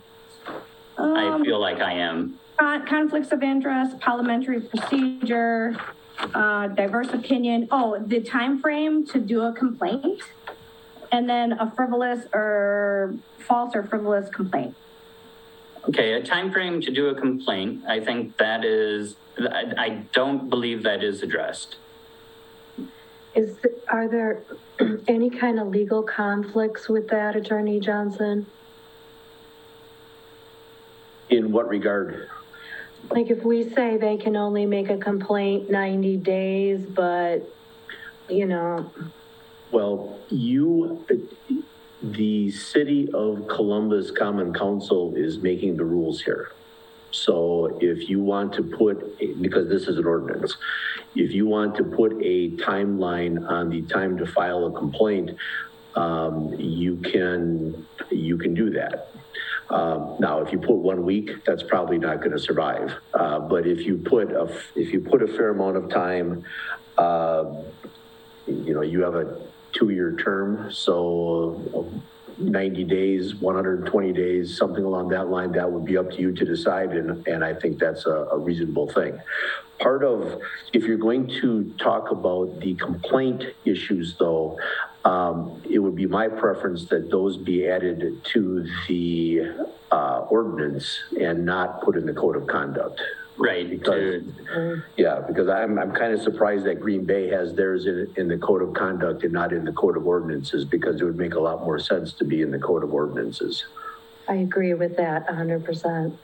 And definitely, and I don't see a problem with adding in a time frame. That's not something that we addressed before. So whatever council thinks it is, I think it should also be, the person should still have to be serving. Otherwise, it's kind of a moot issue. Yeah. Like, why are you bringing forward a complaint to someone that's no longer there? So whatever the time frame is, and they must still be serving. 90 days? I like 90 days. That was my first thought. I'm okay with that. How's the rest of council? I would agree with that as well. Trina? I'm fine with it. Mayor Arnold? Yeah. Okay, so that makes sense. And I think that is something that could have potentially been an issue of someone trying to drug up something from, 5 years ago. You never know. So that's I think that's a very valuable thing to add. Let's see, and was there anything else that I missed, Shelley?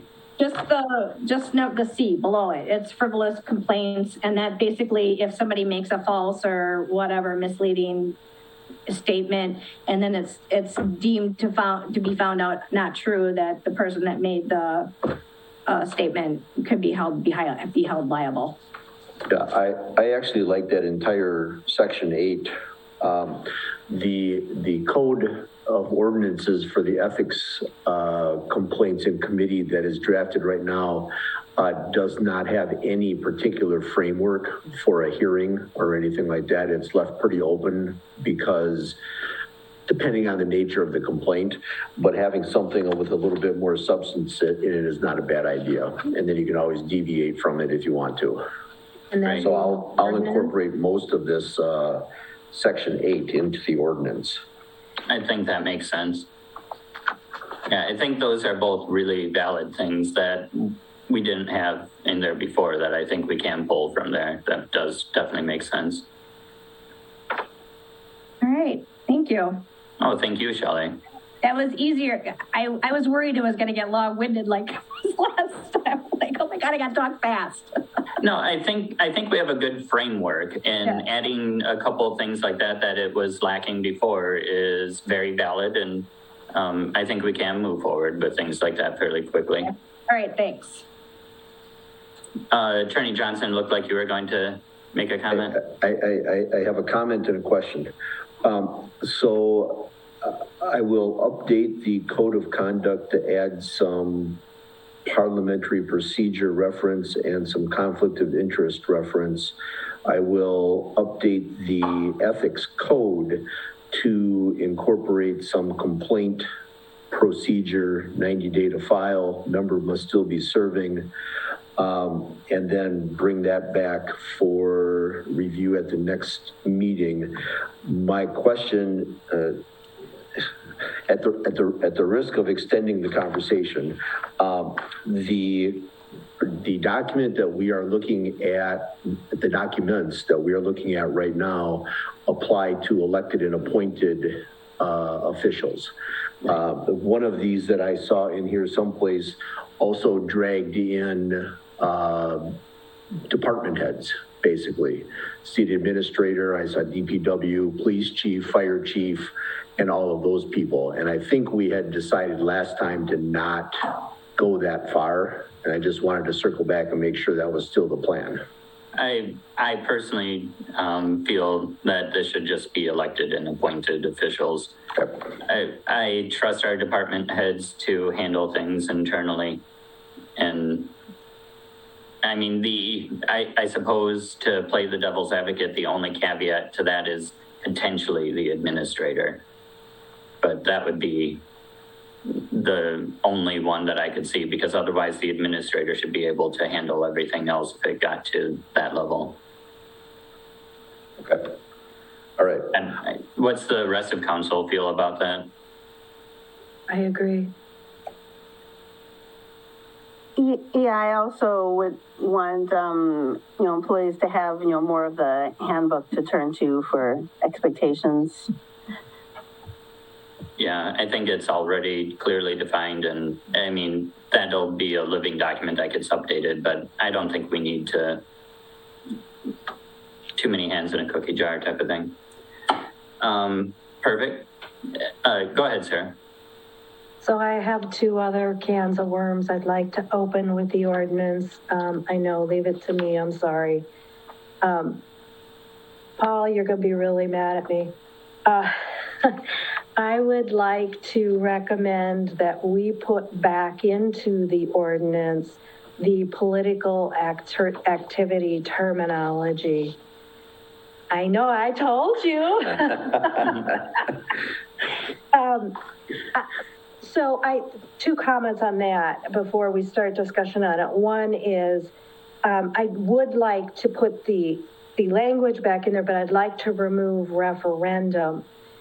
I think that by putting it back in, it is more inclusive of future changes with the city and things that could be happening in the future. So that's one of my comments. And then... Well, let's stick with one at a time and get, that way we can kind of tackle things one at a time. Okay. So Sarah's saying to put the political section back in, but exclude referendums. I think I can understand that, because we're building this document for the future, not just for us. And there has been a lot of talk about like at-large alders and things. What if that became a thing? If we don't have anything in there to exclude us campaigning for other alders and everybody's at large in the future, that could potentially be, we don't want to create a best friends race. So I can understand that. I would like to also include the caveat that it is for only local races. I don't think that we need to exclude like presidential or Senate or state or anything of that nature. I think only local politics need to be a part of that, if that makes sense. Mm-hmm. I agree. That's my 2 cents on that. What's the rest of council think? I guess I have a question about that. Am I muted? No. No. Okay. So, what would the extent be? And would you consider yourself, a council member or an elected official, like all the time? Or, if you wanted to put up a yard sign, would that be in a local race? Would you not be allowed to do that? Can you kind of give me an idea of some of the boundaries that we would be expected not to cross then? Right. I think that's that is something that we need to clearly define when we do that. In my opinion, it would only be while you are acting officially. So in my opinion, a yard sign is not acting officially, that's acting on your own. Going to social media, your personal social media pages, those are your own. That is not acting officially. An official social media page or something that you're representing yourself as an elected official, that is official. And that is not acting on your own. That is acting as an elected official, in my opinion. But I think that's something that we as a group need to define and should define. It is defined elsewhere, but it's gray and vague. So us defining it is, I don't think that's a bad thing. So, yeah, I guess, like, for example, if Sarah wanted to knock on doors for somebody running for council in maybe in another district, as long as she didn't say, hi there, I am Sarah Motiff and I am council member, for District 1, and I think you ought to vote for this council member who's running for District 2 because I'm on council and I'm recommending it, that's something we would say, no, is not a good idea, right? Right. Is that... So, yes, and in my opinion, Paul probably has more of an opinion of this. That's a pretty gray area. You could argue it either way, but so maybe refrain from doing it. You could do it because you're not technically acting as an elected official unless you're saying that you are. Yeah. But probably best not to. Not to do it, okay. Go ahead, Paul. This is one of these situations because, I mean, what the mayor just described and what Ian just described is not a conflict of interest, so to speak. So you're not running afoul of any statutory violations. Right. The violations you'll be running afoul of are whatever it is that you as a council decide is the rule. And so you get, again, you get to make the rule. And you can make the rule as clear and you can make the rule as muddy as you wish. That's one of the problems of doing a code of conduct is that no matter how tight you try to make it, you won't be making it very tight. Right. That's just the way it is. It's always open to interpretation. Right. So laying down some parameters, the local elections only, or maybe city council elections only, that would be good to include if you want to be that specific. Maybe only city council and mayor, because we also have local school board and everything else. That was the example I was going to bring up because I know that Mayor Arnold used to be on the school board, so she retires as mayor. She now decides to run for school board, and Sarah decides to go knock on doors for her as a school board. And I'm doing a lot of campaigning. Well, because you don't have a voice right now, so that's perfect. But so that was the example I was going to use, and it's a similar situation. There should be nothing that prohibits anybody from knocking on doors, but if you are knocking on doors, introducing yourself as a current alderperson, that jumps the line, in my opinion. So I think that's what you have to look at. Yeah, so I think, and don't worry, Sarah and Trina, you can put your hands down. I know you're next up, Sarah, and then Trina was the order that I saw. I think excluding it only to council and the mayor solely for the reason in my mind is that at one day we could be at large. It's been talked about many times. And if that happens, I want this document to be able to live in that time too, because we're creating something for the future in my mind, if that makes sense. Sarah, go ahead.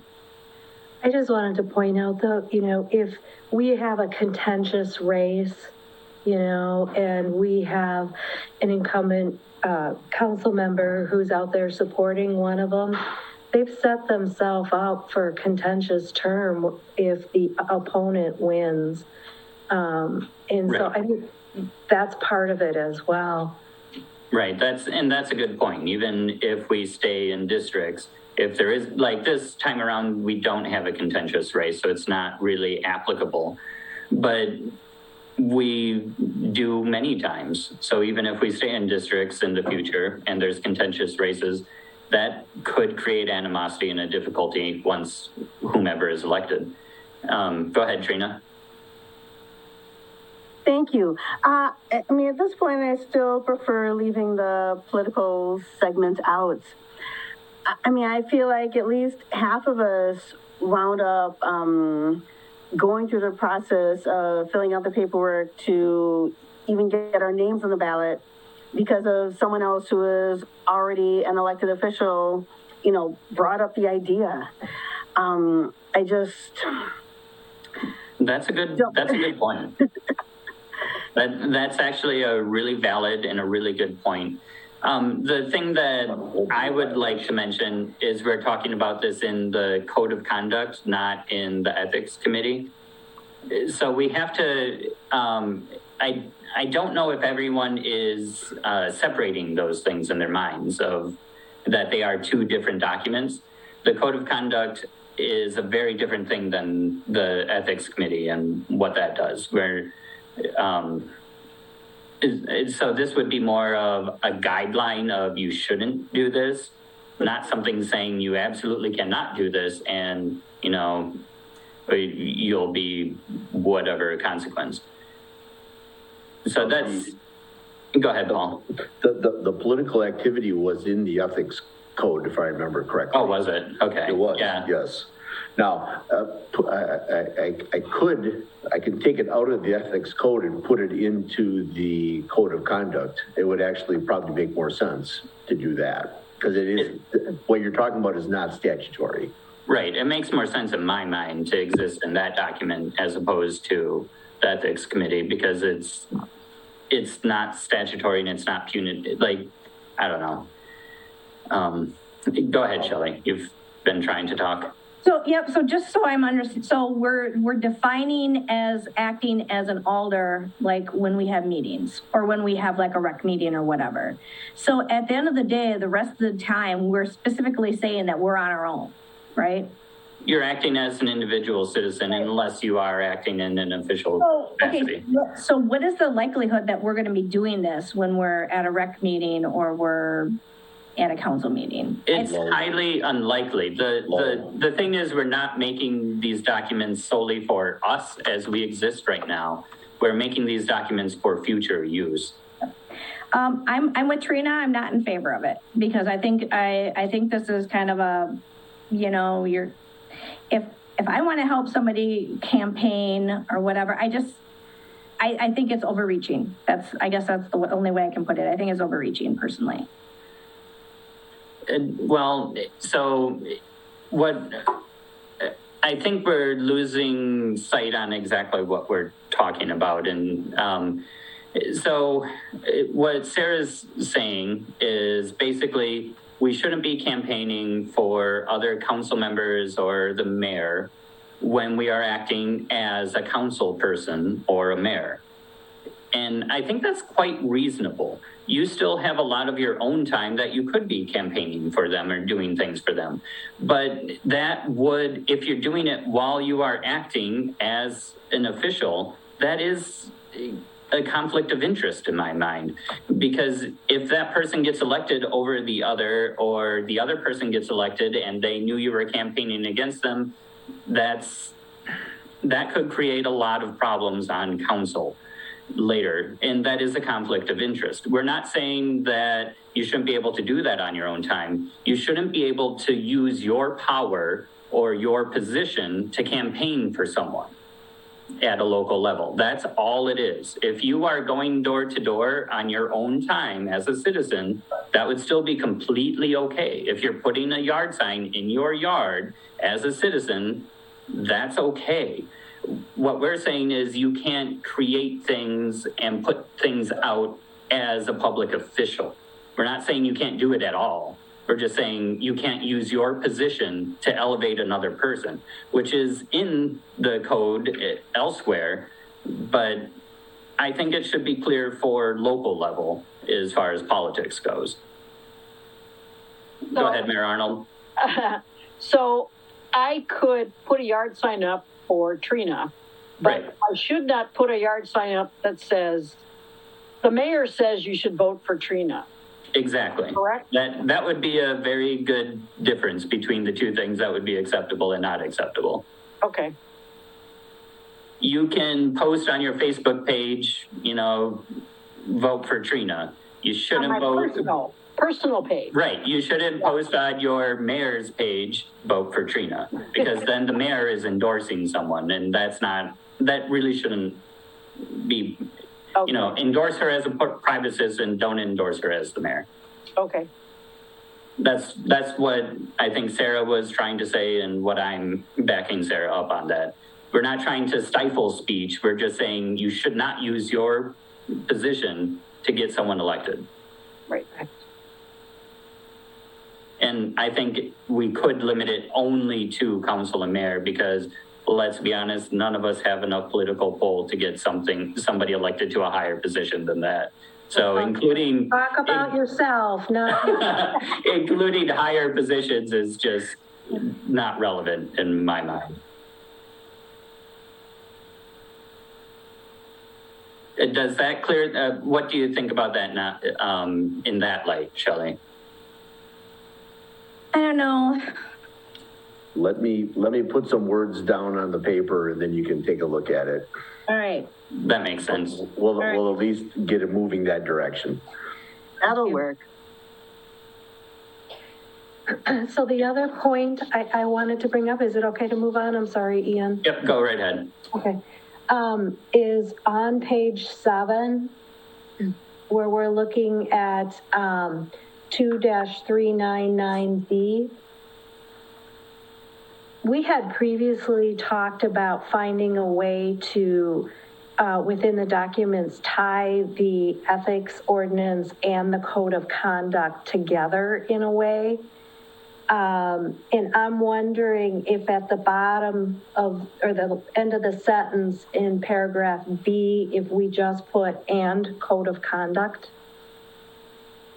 That was missed by me. Oh.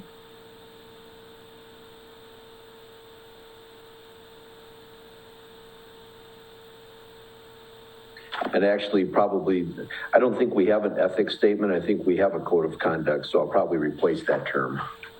Thank you. Right. Probably make more sense. Yeah, that makes sense.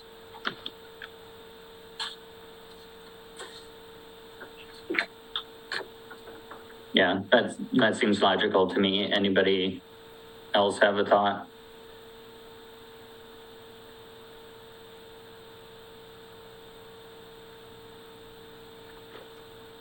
Seeing none.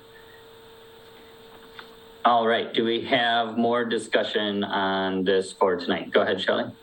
I just have one more thing. So, so we're setting up a code of ethics, and then we're setting up a ethics committee. So on page 2, number D, it says will not speak negatively about another council or commission member behind his or her back. And so I feel like, so what happens if somebody has a complaint about somebody and then they go to the mayor and to discuss it? Or even if somebody has, somebody comes home and they're having a bad day and they want to talk to their wife or their husband or whatever. So I guess I'm wondering, to me, I think this is just professionalism, but I'm kind of wondering why this is in here. Well, to that point, absolutely none of this should have to exist on paper. It's kind of like the warning on a McDonald's cup of coffee that it's hot. We all know coffee is hot and that it could burn you. And we all know that we shouldn't be speaking negatively about each other. That's kind of the point of this document. Okay, so then if somebody has a complaint about somebody and then they go to discuss it with the mayor or city administrator or whatever, so how does that reflect against this? I guess it's different because it's like a whistleblower policy, because we have to have an appointed person who they can go to make a complaint. Well, I think that if you're talking about an official complaint, you shouldn't be talking about the person. You should be talking about whatever the issue is at hand that is the complaint. If I have a complaint against Ian, my complaint isn't Ian. It's what the action was that Ian took that I didn't like. Good point. Okay. Go ahead, Sarah. Shelley reminded me of one other thing that I had wanted to bring up. So sorry, guys. In the ethics ordinance, we had had some discussion about membership of the ethics committee. And we had had some back and forth about whether it should be all council or including members at large. In my thinking that through, while the council has ownership over all of the ethics committee, I think that we need to find a way to put in there in the ordinance that when an issue comes up, the council will vote on who will be hearing. So, forgive me, I'm not being articulate here. Right. So, well, and Sarah, I'll interrupt you because I was thinking about the same thing with the concerns that you and Shelley and Amy brought up about that. I am still firm in my belief that we should not have citizens permanently or terminally for a term appointed to an ethics committee. That's, in my mind, does not make sense. But we could structure it so that anytime that the ethics committee has to hear a complaint or has to deliberate, they appoint an ethics board, which would be made up of no more than 3 members of the council and presided over by either the mayor or the council president. You know, council president if the mayor was recused or not available, that sort of thing. So that way it's more balanced when it's here with members of the community, but we don't have members of the community appointed to the ethics committee unless there's a hearing. and I think we should have a nomination within the council as to the 3 who will be participating if they don't have a conflict of interest. And we need to outline what that conflict of interest would be.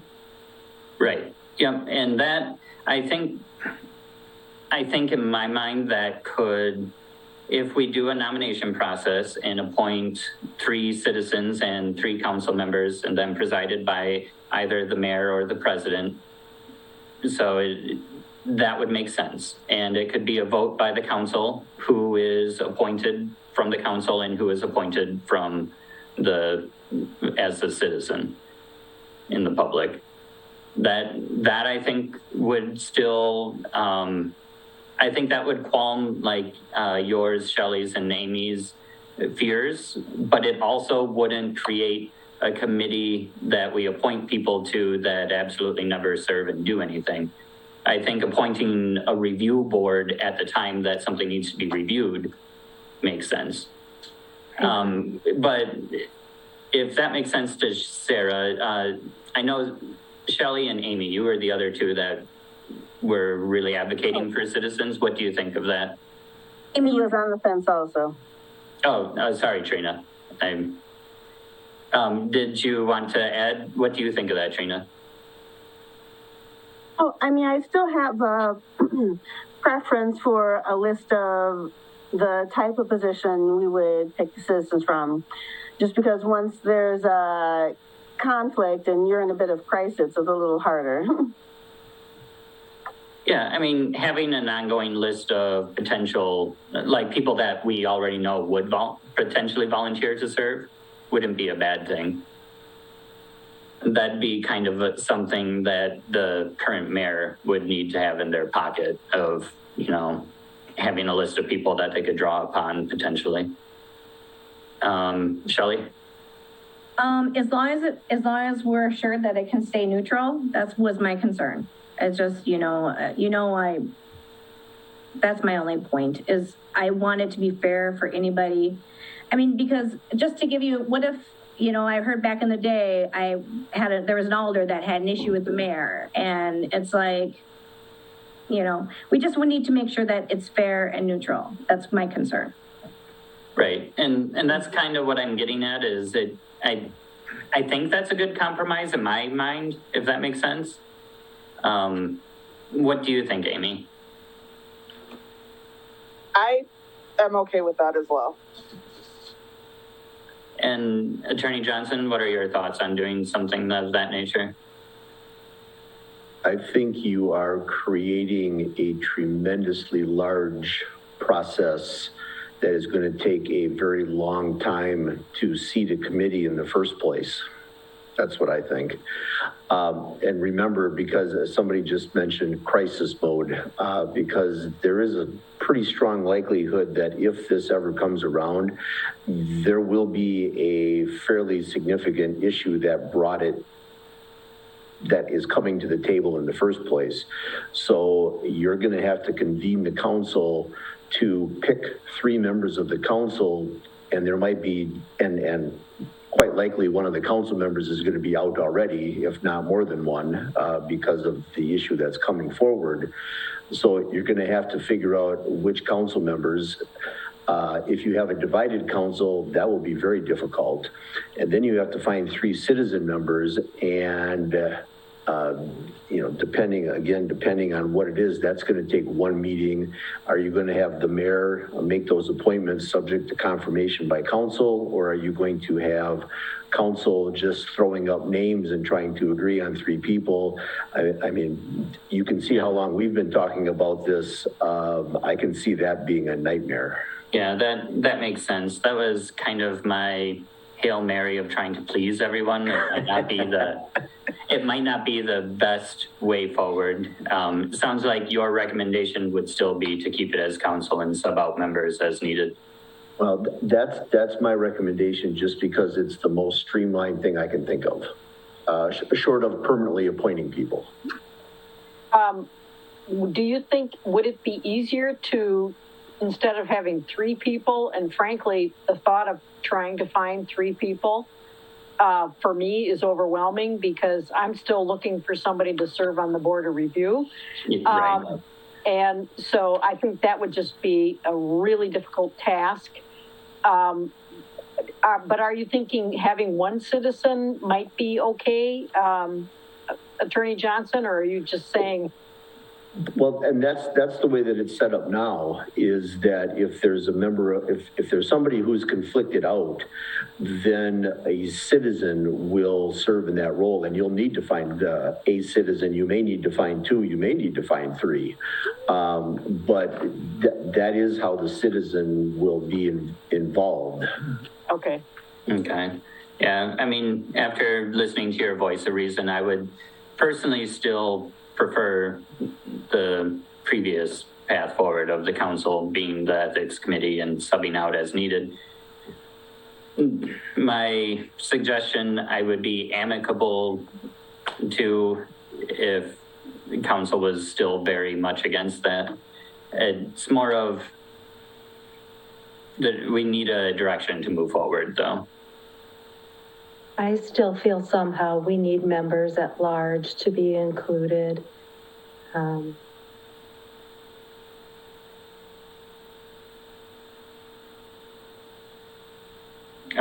Trina? Yeah, I still prefer having somewhat known people on the list who are already on committees, just to have been checked with, to ask if they'd have a willingness just to have just a small list of people who are already involved. I think that would just be a good idea, for that 1 person that would be brought in. Right. I mean, I think that's more of a policy of the sitting mayor than a thing. Like, that'd be of whomever is mayor at the time, to have a list of people that they could potentially call upon. But are you more for keeping it as the council and subbing out as needed, or what are your thoughts? Yeah, I think it would be so much simpler to really just have it the council with the intention of, definitely needing a sub. Right. We'll always need at least 1, maybe 2 or 3, or hopefully not more than that. Amy, what are your thoughts?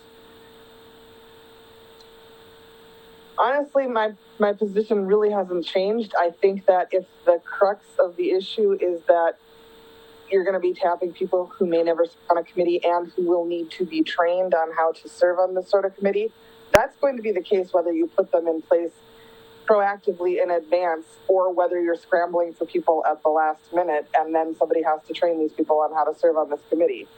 However, if it will move it forward, I'm okay with it being the council. Thank you, Amy. Shelley? So I guess I'll stand with Sarah. The at-large thing, I think that's important. I mean, to be honest with you, I mean, not that not a ton of cities have this, but a lot of the cities that I looked at, they do. They have it separated out, so. Yeah, I mean, also most of the cities that have it separated out are over their employees, and everyone else, they're not as small as what we're looking at. It's a grander scale, but I mean, we have to compare apples to apples, not apples and oranges, is what I'm saying. So I have Mayor Arnold. We are very split right now, so. Well, and we have Michael Clark we haven't heard from. Oh, yeah, sorry, his picture isn't up, so I don't even think about it. I need a picture. Hey, Michael, what are your thoughts? I would go forward with the council with subbing as necessary. Thank you. Mayor Arnold? I guess first of all, I want you all to be real good so I don't have to deal with this, okay?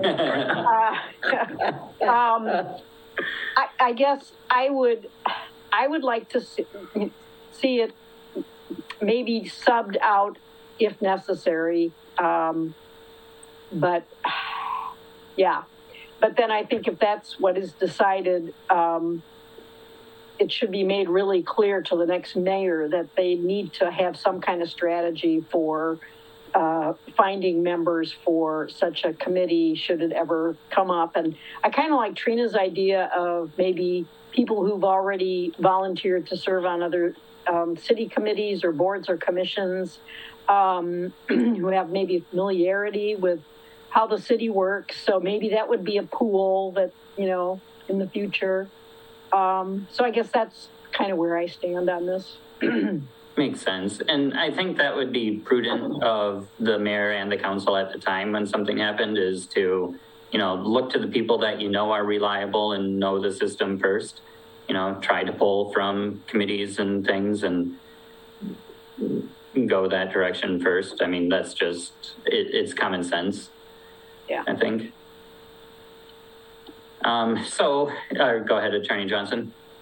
What would you think about either expanding the committee to include fire chief, police chief, and PFC head, or something like that, or having the committee be department heads and one or two alders, something like that. Because then those people are already in place. I don't know if they're the best people to hear those kind of cases, but they've been excluded from this mess in the first place, so that at least makes them eligible. Yeah, my big problem with that is then we're asking city employees to basically try elected officials, and that is, in my mind, that they are the last people that I want to ask to do this. I would argue the other way around, but that's okay. I understand your point.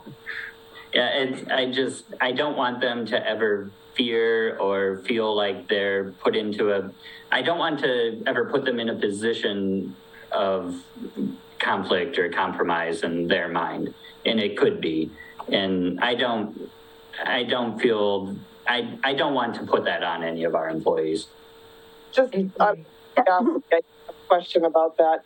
If we're putting together a code of conduct and an ethics committee, what would be the potential conflict in their mind of what, reprisal? Or, I mean, what is it that we're, because this is nullify that. That's the whole point of the code of conduct.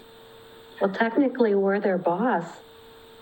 Yeah. Right? Like we're the boss for the city administrator as well. Yeah. That's my biggest problem with it. I don't know. Go ahead, Trina. Oh, yeah, I'm going to agree with Ian that I would feel, that it would be a very uncomfortable position, both for council and for the employee to, be in a hot spot as judge. And I feel it would be, worst of all to have, the police department being put in the judge type position. Yeah, I really want it to be, from a volunteer source. Yeah, and I mean, their employment could make it seem forced that they're serving on it, or it could make them feel like, I don't want to have any awkwardness in that direction. In my mind, it's just, I think we can, I think we can accomplish the goal without going down that road, and I think that's better.